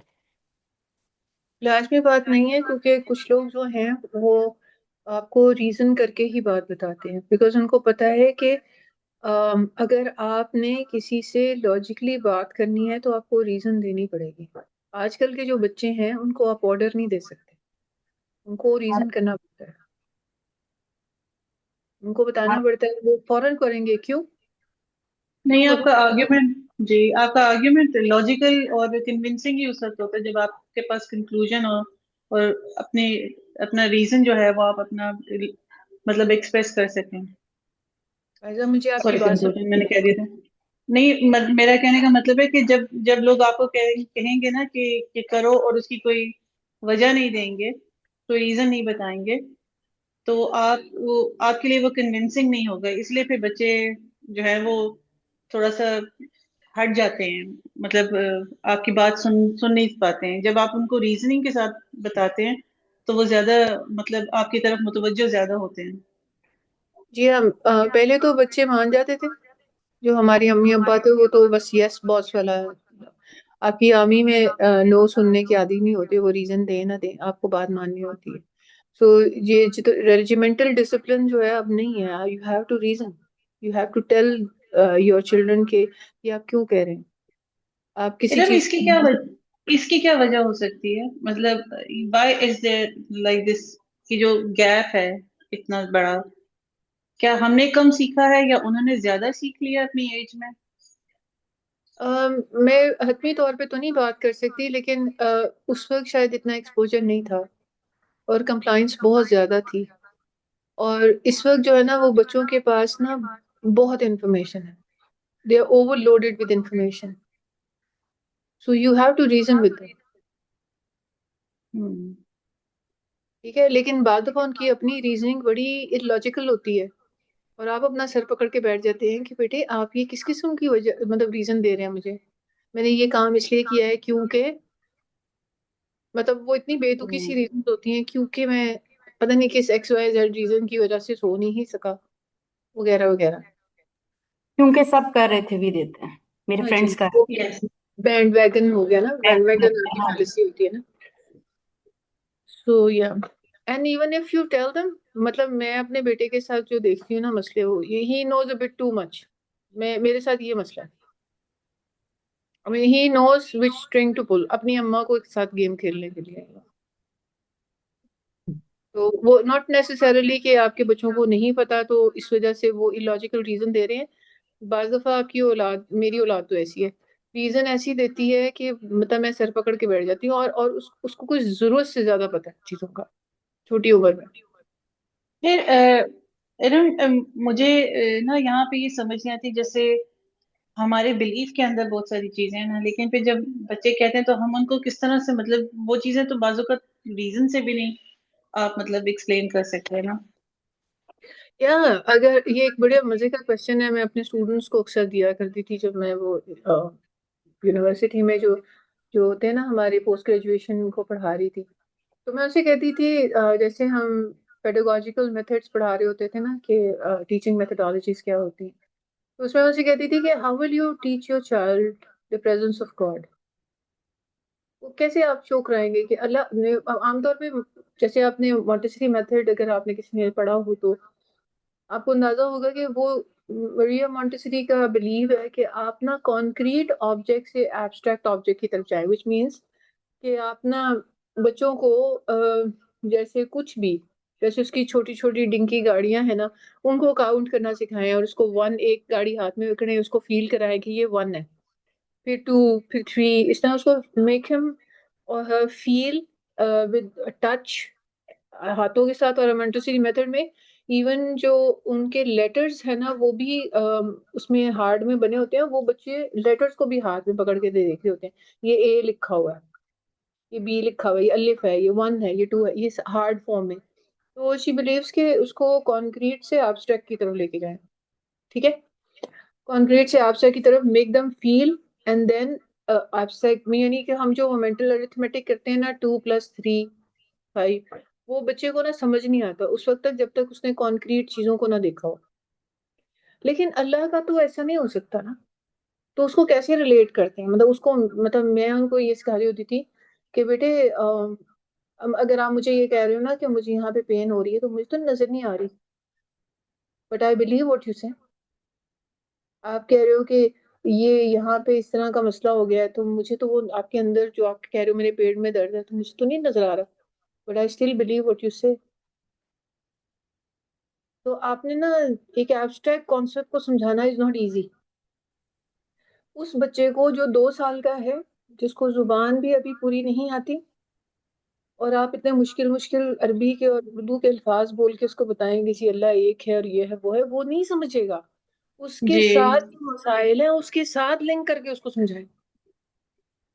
मतलब जैसे अब मेरा 7-8 साल का बच्चा है ना, अगर उसने क्योंकि बाज जगहों पे आया भी है कि जिब्राइल अलैहिस्सलाम से जब उन्होंने, जब हज़रत सल्लल्लाहु अलैहि वसल्लम ने पहली दफा उनको देखा तो उनके पर इतने थे कि वो पूरे होराइजन पे फैले हुए थे, तो अगर वो सुनता है ये बात और फिर वो सोचता है कि अच्छा मेरे कंधों पे भी 2 फरिश्ते बैठे हुए हैं, वो भी कितने बड़े बड़े होंगे, तो कैसे मुझे नहीं नजर आ रहे, मतलब ये कॉन्सेप्ट जो है ना, मुझे उनको समझाना बहुत मुश्किल हो जाता है बाज़ कि मैं किस तरह से ये वो डिफाइन करूं। अगेन, देखिए फायजा, वो वाली बात आप जो कह रहे हो ना कि वो एक ऐसी चीज है कि एक बंदे ने तो देख लिया, मुझे क्यों नहीं दिखता, लेकिन पेन एक ऐसी हम्म। चीज है कि वी ऑल एक्सपीरियंस।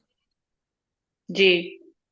तो उसके साथ रिलेट करना इजी है कि देखो मुझे भी दर्द होती है, तुम्हें नजर नहीं आती, और तुम्हें दर्द हो रही है, मुझे नजर नहीं आ रही, लेकिन I believe you believe me and I believe you, ठीक है।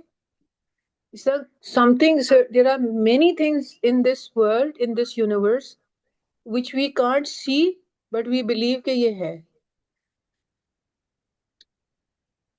No that's really good. मैं इंशाल्लाह नेक्स्ट टाइम ये आर्गुमेंट यूज करके देखूंगी कि इसका क्या होता है, ना विल गिव यू फीडबैक।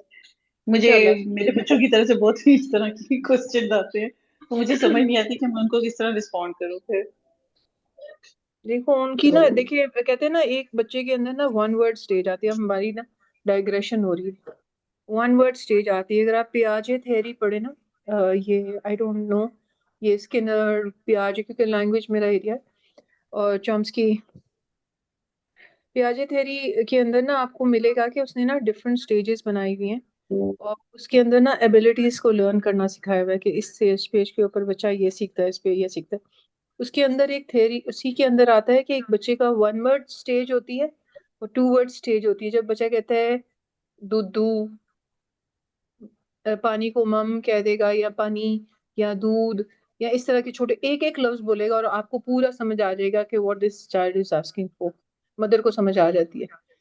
ठीक है, तो जब बच्चे के साथ बात भी करें ना, वो वन वर्ड में ही करें, वरना उस बच्चे को कुछ समझ नहीं आनी। हम लोग जो है ना पूरी तकरीर करते हैं, जबकि बच्चे को सिर्फ एक लफ्ज समझ आ रहा होता है।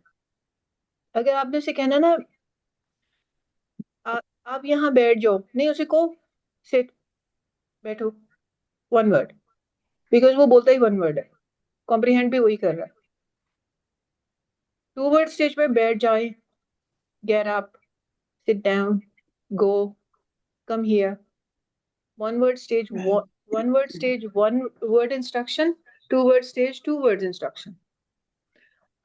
हम जितनी बड़ी बड़ी तकरीरें करती हैं, मैंने तुम्हें कितनी दफा समझाया था ऐसे नहीं करना, बच्चा नहीं, बच्चे को समझ नहीं आ रही आप क्या बोल रहे हैं।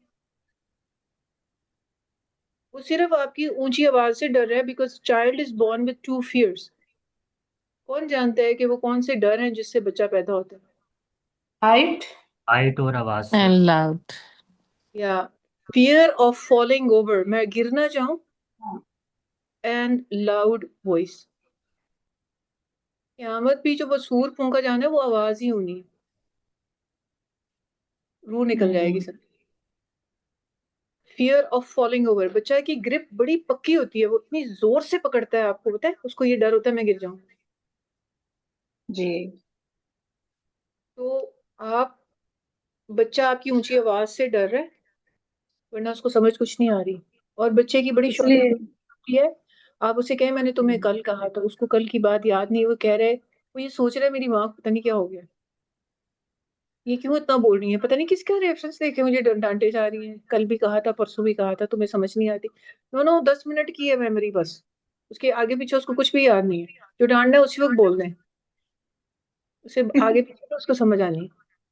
उसको रिलेट करके ना बताएं, तुम्हारी इतनी अकल भी नहीं है, क्यों कह रही है ऐसी बातें, उसकी अकल नहीं है, उसको टाइम ओरिएंटेशन ही नहीं है।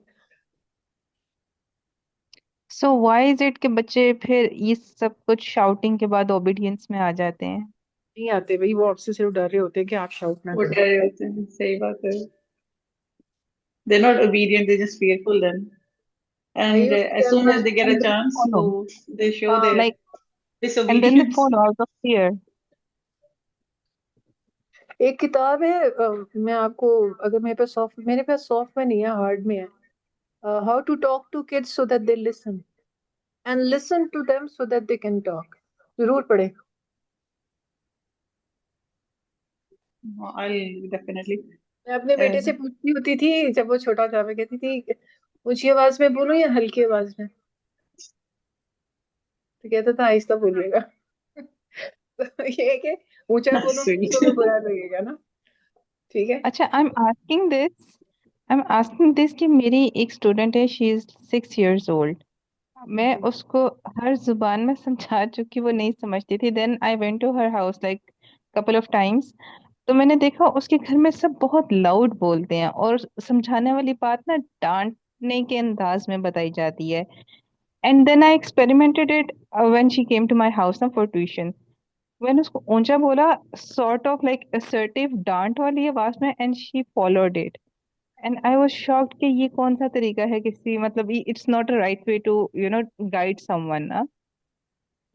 तो that's why I am asking you कि अगर शाउटिंग बच्चों को नहीं समझ आती है, सो व्हाई दे आदिया, आर देखिए मैं बताऊँ रिस्पॉन्डिंग? आपको कि एक बच्चा एक गीली मिट्टी होता है, उसको जिस तरीके से मोल्ड कर दिया जाए, मतलब ये जो आप कह रहे हो ना, ये गलती मैंने अपने बेटे के साथ की हुई है। मेरी एक फ्रेंड थी, she was in a desperate need of money, और वो ना चैरिटी नहीं लेती थी, तो मैंने अपने बेटे को ना उसके पास भेज दिया। She was a single parent, ठीक है। उसकी डिवोर्स हो गई हुई थी and she was like all the time very frustrated क्योंकि उसके पास पैसे नहीं होते थे। तो मैंने कहा कि अच्छा तुम मेरे बेटे को पढ़ा दो उर्दू। तो मैंने उसके पास भेजना शुरू करना। She is screaming all the time and ever since मेरा बेटा ऊंची आवाज में ही बात करता है। मतलब उसको जब तक ऊंची आवाज में ना कहा जाए उसको लगता है ये बात इंपॉर्टेंट नहीं है। या एग्जैक्टली। हाँ। सो और मैंने फिर इवेंचुअली उसको कहा कि बेटे मुझे आदत नहीं है इतनी ऊंची आवाज में बोलने की, so you better follow me, कि जो मैं नॉर्मल आवाज में बोलूं और आप भी नॉर्मल में बोलो। She naturally speaks louder, which I understand, क्योंकि उसकी पूरी फैमिली उस वॉल्यूम में बोलती है, but she also understands in that volume. And then I got feared कि मुझे तो अल्लाह ने कल पकड़ लेना है कि छोटी सी बच्ची को इतना तुमने ट्रॉमेटाइज करके पढ़ाया है। ये साइकोलॉजी की बात है और ये चीजें बहुत इफेक्ट करती है। आई यूज्ड टू हो टीच जाती है ना और आपकी। ग्रामर स्कूल और मुझे याद है कि मैं अपने बच्चों पे कभी स्क्रीम नहीं करती थी। मशहूर था मेरे स्कूल में कि ये कभी चीखती हुई नहीं नजर आती क्लासरूम में। मेरे साथ बाकी सारी टीचर्स कई दफा मुझे स्टाफ रूम से उठा के लेके जाती थी और वो भी जूनियर स्कूल में मैं पढ़ा रही थी उस वक्त, क्लास 1 2 को। तो वो मुझे उठा के लेके जाती थी कि तुम जाके खड़ी हो गई तो बच्चों ने चुप कर जाना। उसकी वजह ये है कि मैंने उनको ट्रेन ऐसे किया हुआ था। Yes, आप कंडीशनिंग कर देते हैं बच्चे की। और इसके साथ हम मतलब ऊंची आवाज के साथ दो तीन और चीजें जो हमारे यानी क्रिटिकल थिंकिंग के बच्चे के ब्रेन को बिल्कुल ही खत्म कर देती हैं। वो सिर्फ रिपीटेशन मोड में ही रहता है और जो पैटर्न वो फॉलो कर रहा होता है वो वायरिंग ऐसी ही हो जाती है कि आप वही पैटर्न फॉलो करते हैं। जैसे कि बच्चे को शर्मिंदा करना और कंपेयर करना किसी के साथ अलोंग विद यानी लाउड वॉइस में, और आप मुस्तकिल उसी तरह बात करें तो बच्चा फंक्शन ही जब करता है जब तक आप उसे या शर्मिंदा नहीं करते, उसे कंपेयर नहीं करते किसी के साथ। Unfortunately so it's this is यानी हमारी सोसाइटी में तो बड़ा कॉमनली सीन है। सो जो बुक आपने अभी रेफर की है इसमें इसके सॉल्यूशंस हैं, how to rectify this solution, how to rectify this condition. जी जी, उसमें बड़े मजे मजे के आपको ना चीजें मिलेगी। Very practical book. आपको ना Yes, मैंने एक दफा अपने बेटे से कहा, वो टेंट्रम्स थे काफी ज्यादा ना उसके, वो रोए जा रहा ऊंची आवाज से, रोए जा रहा। मैंने कहा ये पेपर पेन पकड़ो, ड्रॉ करके बताओ व्हाई आर यू क्राइंग। तो I mean draw whatever you want to say. उसने ड्रॉ किया एक ना अनहैप्पी फेस और नीचे ना काफी सारे डॉट्स लगा दिए।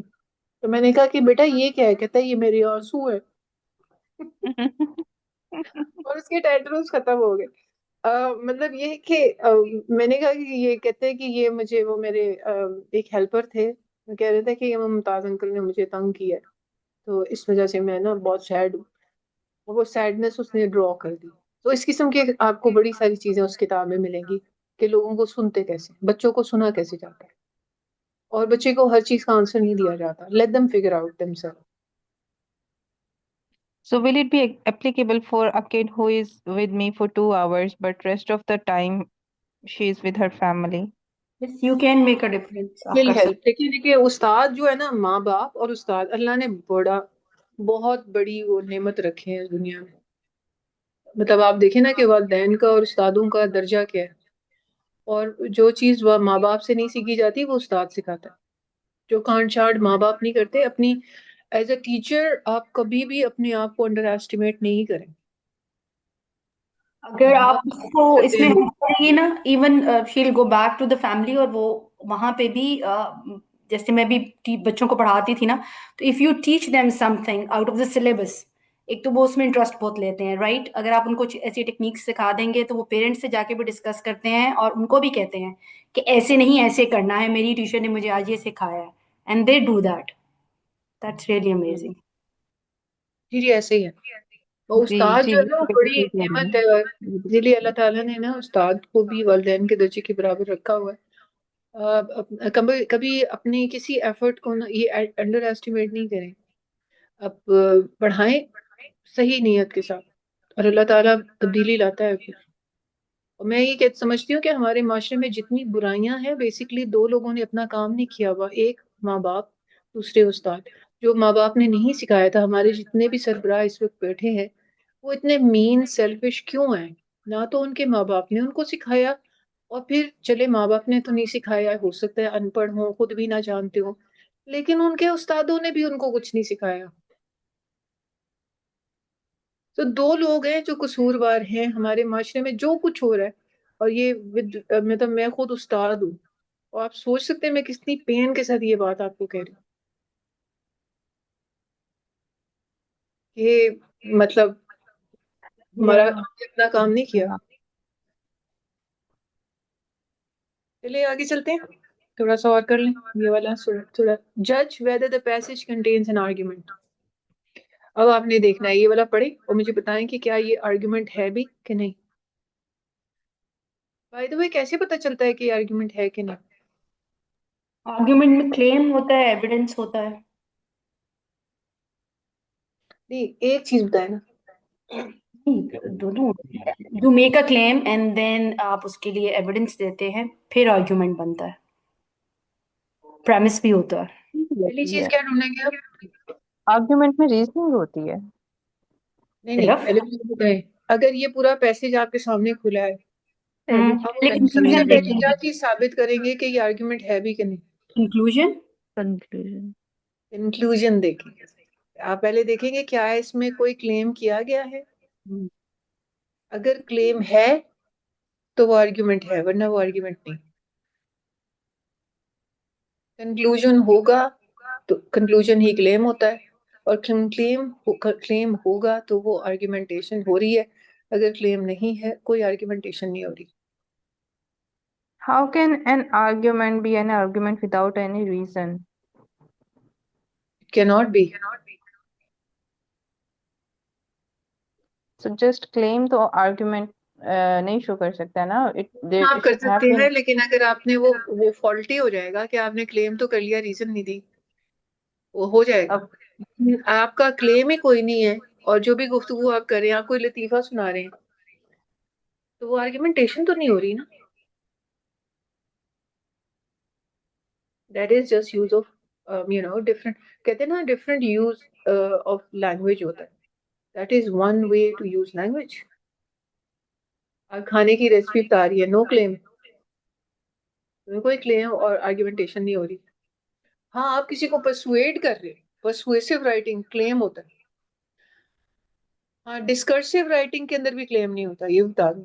डिस्कर्सिव राइटिंग के अंदर आर्ग्यूमेंटेशन होती है, लेकिन परसुएशन नहीं होती। जबकि परसुएसिव राइटिंग के अंदर कन्विंस भी किया जा रहा होता है, क्लेम भी होता है, आर्ग्यूमेंट भी होता है, मतलब उसके अंदर आपका कंक्लूजन और क्लेम भी होगा और प्रीमिस भी होगा, और वो परसुएसिव भी होगा।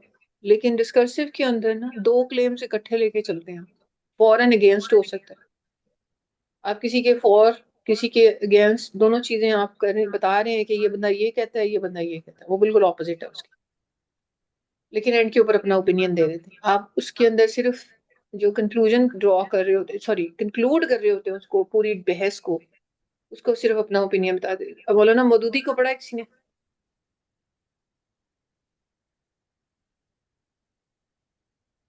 मौदूदी तफहीम पढ़ी है आपने? उर्दू ही में या इंग्लिश में? कुछ कुछ हिस्सा मुकम्मल नहीं। नहीं है, नहीं। हाँ, थोड़ा इंग्लिश में पढ़ी है, किताबें हैं मेरे पास, पढ़ती हूँ। मौलाना मौदूदी का असलूब यही है, वो इसी तरीके से, आप उनकी तफहीम भी पढ़े ना तो आपको नजर आएगा। वो ना मुख्तलिफ लोगों की राय बताते जाते हैं कि ये बंदा इस चीज के बारे में ये कहता है, ये इसके बारे में ये कहता है, ये इमाम ये कहते हैं, ये इमाम ये कहते हैं, ये इमाम ये कहते हैं। एंड के अंदर वो अपना ओपिनियन दे देते हैं।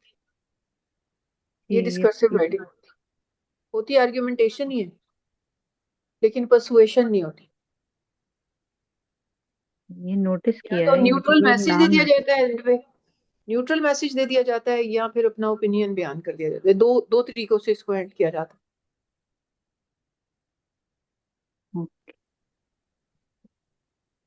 सही। सही। मेरे को आइडेंटिफिकेशन नहीं थी, ये कहते हैं इसको डिस्कर्सिव राइटिंग, नोटिस किया था मैंने एक बार। जी जज़ाकल्लाह खैर। अब वर्षा, आपकी आवाज बहुत कम आ रही है। सॉरी, मैं वैसे ही कम बोल रही हूँ आज, सॉरी। That's okay. चलिए बड़ी चीज, the number of crimes reported to the police is rising. The overall crime rate may not be rising. Traditionally, only a quarter of what most people regard as crime has been notified to the police. बताएं मुझे इसके अंदर क्या reason है, और मतलब sorry क्या reasons हैं, क्या क्लेम है, क्या एजम्पशन है? कंक्लूजन ये नहीं होगा कि number of crimes are being reporting? मुझे तो इसमें लग नहीं रहा कि इसमें कंक्लूजन है कोई। नहीं, क्लेम तो उन्होंने किया है, लेकिन मेरे हिसाब से उसको रीजन से बैक नहीं किया, बस ये क्लेम किया है कि the number of crimes reported to the police is rising. लेकिन अनलेस कोई रीजन ना दिया जाए तो हम इसे आर्ग्यूमेंट नहीं कह सकते ना।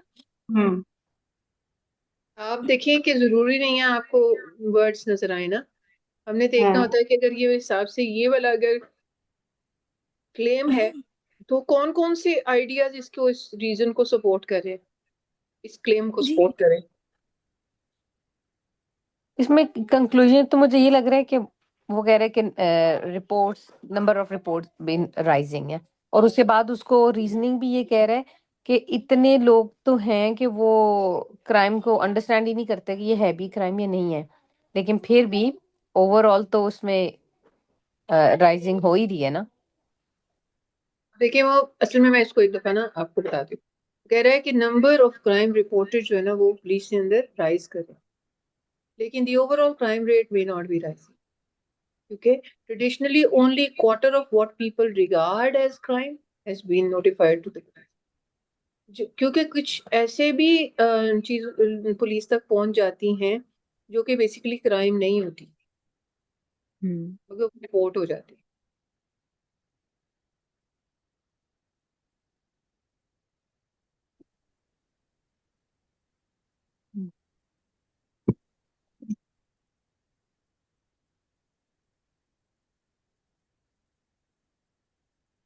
Take a moment. Check. Give us a minute. Has been notified to the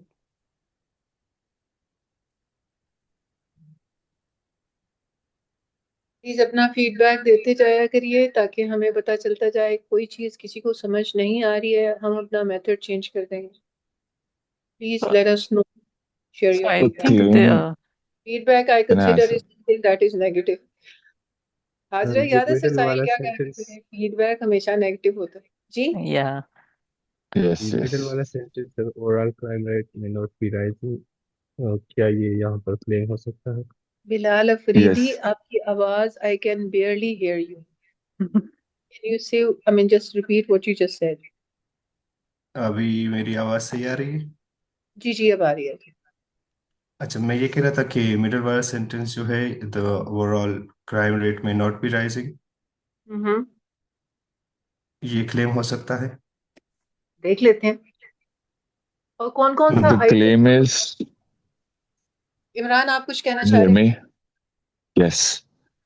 Here, I feel the claim is the number of crimes reported to the police is rising. That's the claim.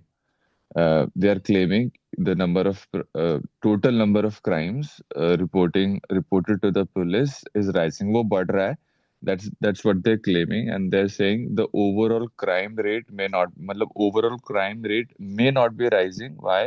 Because traditionally होता है ये कि only a quarter of what most people regard as crime, मतलब जो quarter of what most people regard as crime has been notified to the police, मतलब सिर्फ एक quarter ही report होता है ट्रेडिशनली। काफी लोग तो रिपोर्ट भी नहीं करते, कितनी सारी चीजें ऐसी होती हैं।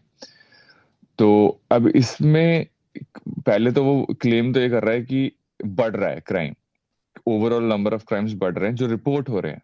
Here the number of crimes reported to the police is, यहाँ पे रिपोर्टिंग जो है ना, दैट्स व्हाट दैट इज, मतलब पहली स्टेटमेंट तो उसने बोला कि जो क्राइम रिपोर्ट हो रहे हैं वो बढ़ रहे हैं, और दूसरा बोल रहा है ये हो सकता है कि ओवरऑल क्राइम जितने हो रहे हैं हो सकता है नहीं बढ़ रहे हो, लेकिन जितने भी रिपोर्ट हो रहे हैं जो पुलिस की तरफ जिसको हम रिपोर्ट कर रहे हैं वो तो बहुत ज्यादा बढ़ रहे हैं, है ना। पहला लाइन उसने क्लेम करा, the first statement claims that the reporting of the crimes is rising, means what we can understand from this is कि भाई now people are more vocal about maybe or no uh, because the system that we have now, I mean how I look at it कि इसमें ना जैसे for example जो laws हैं, एक एक अपने यहाँ पे एक ये जो रेप का जो लॉ है यहाँ पे, let's say India whatever this Indian Indian penal code और आईपीसी और जो आपके वहाँ पे चलता होगा, आई डोंट नो, तो उसके मुताबिक ना the law is so weak that you will find 4 out of 5 rape cases are fake. All right. Imran, we are just going to stick to the content that is written right in front of you. We are not going to Okay, I assume don't know how anything. we're going. I just Okay? jump in now, so I don't know how we're doing. So I'm Also, so sorry if I'm. not a problem. Okay, आप हमारी पिछली क्लासें Yeah. जरूर पढ़िएगा। जी जी बोलिए। I think there's no argument over here. There are only three statements made, which are like, and because there are no reasons given. Only three statements are made here. Okay, इसे check कर लेते हैं। देखिए यहाँ पे हमारे पास आ गया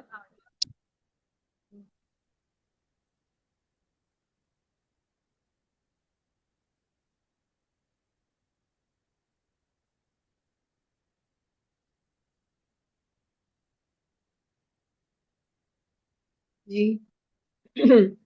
सबसे पहले आपने क्या करना है, आपने ना ये क्वेश्चन पूछना है अपने आप से, does it try to convince us that the number of crimes reported in the police is rising? तो इसका जवाब ये आता है, it present no evidence for this but simply present it as a fact. ठीक है? Does it try Yeah, to there's no data. convince us that that traditionally on quarter, एक minute दीजिए, Does it try to convince us that tradition? एक minute है।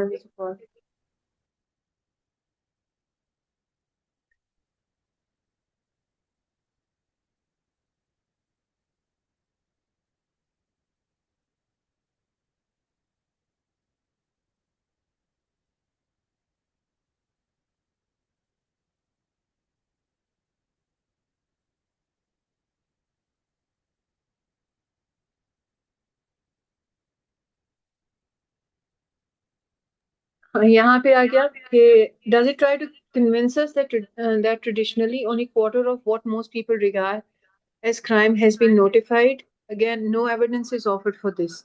अगर इसको हम consider करें कि ये उसके बाद हम देखते हैं कि does it offer evidence for the claim that overall crime rate may not be rising? तो फिर again यहाँ पे वो एक possibility ही show करवा रहा है कि this is a possibility.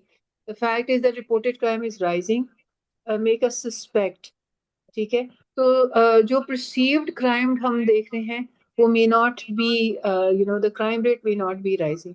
एक perceived आता है again, कोई evidence इनके चीजों में. Notice that the original version of this passage does not contain any argument, indicator word, which may have listed but it is nevertheless an argument. ठीक है, so आप यहाँ पे ये देखें कि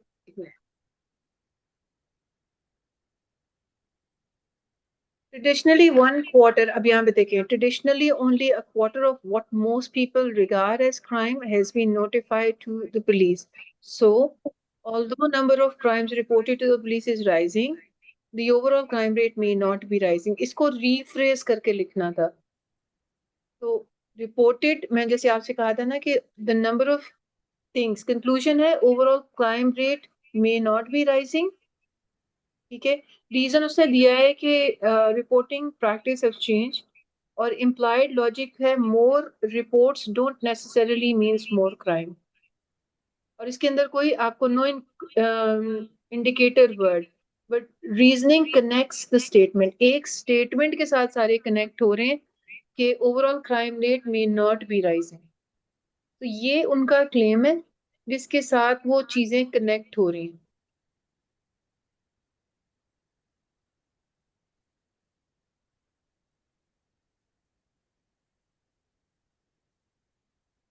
सो इरफ इससे आप क्या कंक्लूजन ड्रॉ करेंगे कि आर्गुमेंट्स के अंदर conclusions can be hidden without words like आपने इंडिकेटर ना वर्ड्स?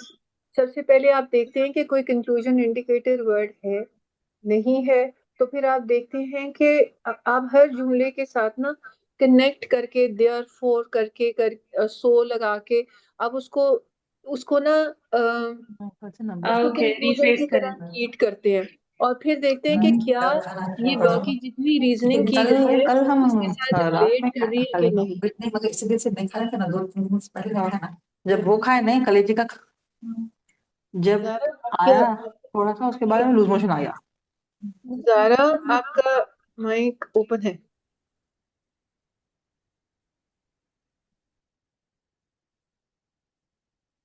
अच्छा जी, एक और है ये is it an argument? It is not an argument. अब मैं आपको पहले ही बता दिया कि ये क्या ये आर्ग्यूमेंट है कि नहीं है। So it's not an argument. Most crime is committed by those age under 21 but most people age under 21 are not criminals. Some people age over 21 are persistent offenders. अब आप बताइए मुझे, क्या इसको कैसे आप वेरीफाई करेंगे? क्या इसके अंदर कोई क्लेम है?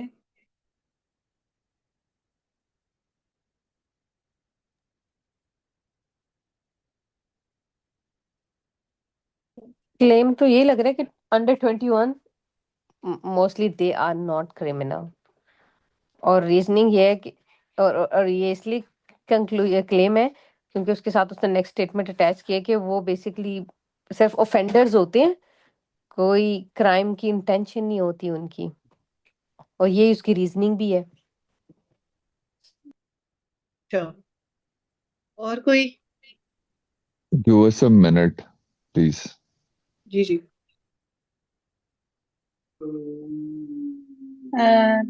अगर ये शुरू में ही बता दिया हमें कि इट्स नॉट एन आर्ग्यूमेंट, तो हम ये देख रहे हैं कि ये आर्ग्यूमेंट क्यों नहीं है। नहीं फायजा, आप देखेंगे, आप खुद एवेल्युएट करें क्या ये आर्ग्यूमेंट है कि नहीं है। एक्सरसाइज ही हमारी है।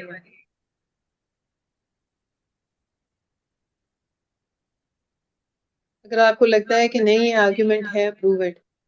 तो इसका मुझे कंक्लूजन बताएं कहाँ है।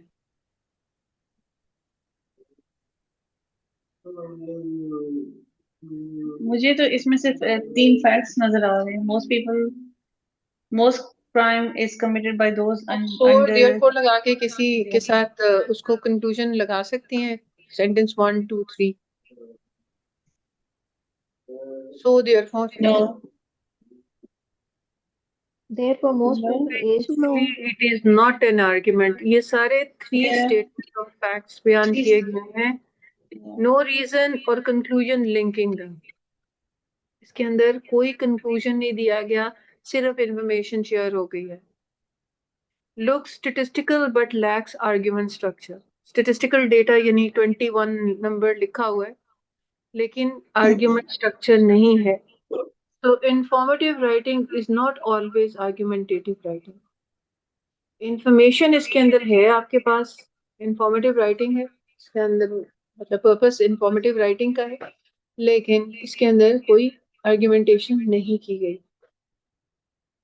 कई लोगों की आदत होती है इस किस्म की बातें करने की, and they leave it to you to decide कि इसका क्या कंक्लूजन होना चाहिए। बाकी सामने बातें ऐसे, नहीं नहीं मेरा ये मतलब थोड़ी था, आप कहेंगे अच्छा आप ये मतलब आप ये कहना चाह रहे हैं, नहीं नहीं मैंने तो नहीं ऐसा कहा। So they put like ideas in your mind and then they leave. जैसे यहाँ पे आइडिया ये बताया जा रहा है कि ओवर 21 जो होते हैं वो परसिस्टेंट ऑफेंडर्स होते हैं, काइंड ऑफ लाइक जस्ट आपको अज्यूम करवाने के लिए, राइट? आप मतलब यहाँ से आप कोई भी कंक्लूजन ड्रॉ कर सकते हैं खुद से ही। ये steps है ना, हमने फॉलो करने होते हैं। What is the main point the passage wants me to believe? अब इसके अंदर कोई एग्जैक्ट पॉइंट नहीं उसने बताएगा। ओवरऑल आपको एक assumption based एक आपके लिए ना एक छोड़ दिया हुआ है कि आप खुद कंक्लूजन ड्रॉ करें। ठीक है, so first thing, what is the main point the passage wants me to believe? क्या कंक्लूजन दिया भी हुआ है कि नहीं है, मिसिंग है। Look for the conclusion indicator word, second step.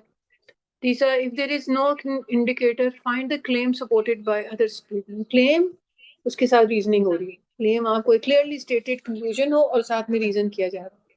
Check whether the other statement act as a reason or evidence. And remember, conclusion can appear anywhere in the passage.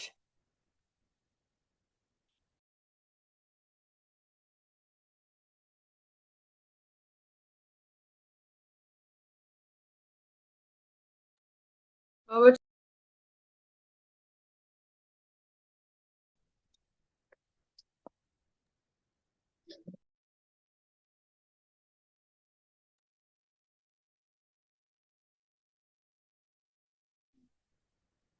Sister Iram, I have a request here. जी Are you जी there? जी जी session को मतलब time ज्यादा हुआ है तो I don't want to miss any part of it and I am sure the rest of us as well. तो हम यहाँ पे स्टॉप करें या अभी हम जारी रखेंगे? नहीं, मेरे ख्याल में यहाँ पे हम स्टॉप कर देंगे क्योंकि ये बस ये मुझे सिर्फ just let me read the ये बेसिकली जी नो जी judging an argument at all passages that look logical are arguments present reasoning, facts connected to a conclusion and list of fact. अब हम सिर्फ जो अभी तक हमने किया ना उसको हम sum up कर रहे हैं. List the facts or statistics without reasoning are not arguments. Ask, is one statement offered as a reason for another? Okay, writing helps clarify whether reasoning exists. ठीक है, so लगा के therefore लगा के hence लगा के आप उसको एक दफा करके देख लें ताकि आपको पता चल जाए कि ये रीजनिंग हो भी रही है कि नहीं. Summary and teaching application. Not all arguments contain ये repetition है. Conclusion indicators identify conclusion by purpose and support structure. Distinguish argument from mere information. सिर्फ information दी हुई है कि argumentation हुई हुई है. Encourage students, जब ये मैम मुझे ये कह रहे हैं कि highlight main conclusion है, rephrase वगैरह, so therefore practice करें इसकी ज़्यादा से ज़्यादा. तो आज की हमारी summary ये है, हमने एक chapter का एक part पढ़ लिया है. Look for conclusion indicator word, so therefore must, cannot, should.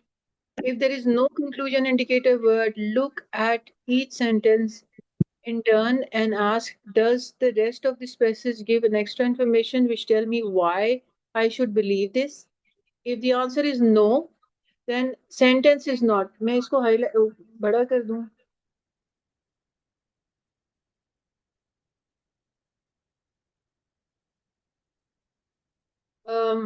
So if the answer is no, then the sentence is not conclusion. And if yes, then the sentence is conclusion. If none of the sentences in the passage is conclusion, then the passage is not an argument. No conclusion, no argument. If one of the sentence is conclusion supported by reason in the rest of the passage, then the passage is an argument. When you have found a conclusion, rewrite the passage with a conclusion at the end, introduced by so. Read through the rewritten passage. If it makes sense, then you can make sure that it is an argument. So आप ये देखिए, do not worry at this stage about whether the reasons are true or about whether they give conclusion supported to the conclusion. अब अगला जो हमारा topic होगा वो ये है कि अभी तक हम कंक्लूजन इंडिकेटर वर्ड ये वो पढ़े, अब हम रीजन इंडिकेटर वर्ड पढ़ेंगे. इस तरह बिकॉज हो गया, सिंस, फर्स्ट, सेकंड, थर्ड, इस तरह के अल्फाज जब आते हैं तो इनका क्या मतलब होता है. वो रीजंस आपको शो करा देते हैं कि पहली रीजन ये है, दूसरी उसने ये दी है, तीसरी उसने रीजन ये दी है. ये आपने याद रखनी है. ये समरी अभी तक हमने जो कुछ पढ़ा है, इज इट एन आर्ग्यूमेंट, ये आपने स्लाइड याद रखनी है. अभी तक जो कुछ हमने पढ़ा है बस वो ये है.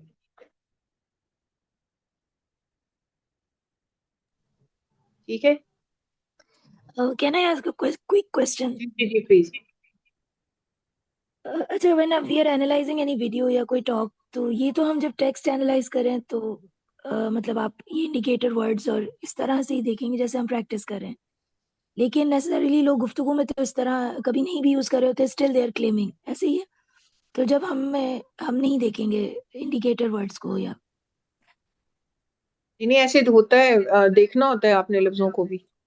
हम लफ्जों को ही गौर से सुन रहे होते हैं और बाज दफा लहजे होते हैं आपके. मैं आपसे ये कहूँ कि रोको मत, जाने दो, रोको मत, जाने दो. जुमला तो एक ही है ना, जी पॉज जी मेरे जी ने इसका मतलब बदल दिया। सही सही। हाँ ठीक, ऑफ कोर्स, जी बिल्कुल ठीक।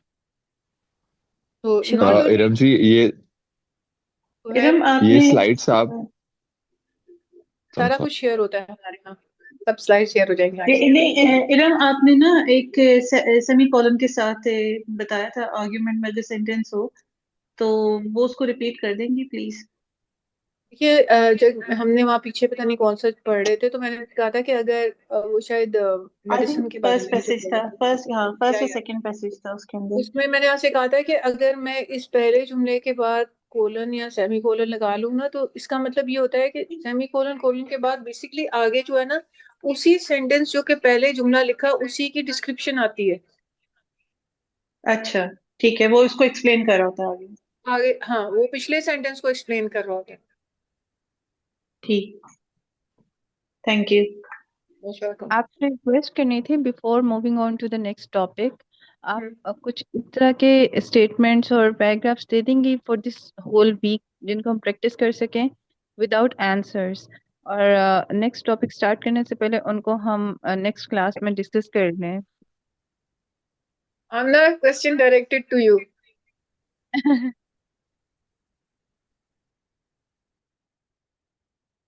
Amna, are you there? अच्छा, ये जो है ना आपका होमवर्क और चेक करना सुन लिया मैंने, भेजती हूँ मैं होमवर्क। सॉरी। सही है, but then she says कि आंसर्स मत भेजिएगा, पहले हमें सिर्फ एक्सरसाइज भेजिए, थोड़ी देर के बाद आंसर भेजिए, ताकि हम बाद में हमारे पास एक क्यूरियोसिटी हो कि हमने खुद ही करना है। ठीक है, इंशाल्लाह। Okay sure. ठीक है। Practice breaks the man perfect. आप जितना प्रैक्टिस करते हुए जाएंगे उतना आपको इजी होता जाएगा। And try teaching this thing to somebody else, ये किसी और को सिखाएं आप। अच्छा नायाब, मैंने आपसे कहना था कि आईएमएस में अगर सेशन रखवाना है तो रखा देते हैं हम, तो किस तरह से समराइज करके छोटा करके उनको प्रेजेंट कर देते हैं। जी इंशाल्लाह करते हैं इस पर बात बिस्मिल्लाह, कि हम रीडिंग जब हम स्किल अपनी के ऊपर रिकॉर्डिंग करवा को रहे लेक्चर हैं। करते हैं, डॉक्टर फुले के रिकॉर्डिंग साथ हमारी बातचीत चल रही थी, तो डॉक्टर फुले ने भी कहा था, उनसे हमारी बेचारी खामोशी हो गई है, पता नहीं क्यों। और नहीं नहीं, उन्होंने हम कहा इन था टच विद कि अच्छा वो रिकॉर्डिंग जैसे बंद कर दे, अब तो एक्स्ट्रा बातें हो रही है। जी जी बिल्कुल, ये मैं एडिट भी कर दूंगी, जज़ाकल्लाह खैर। आपको ही रिकॉर्डिंग एक्चुअली बंद करनी है, सॉरी आमना, होस्ट हैं आप।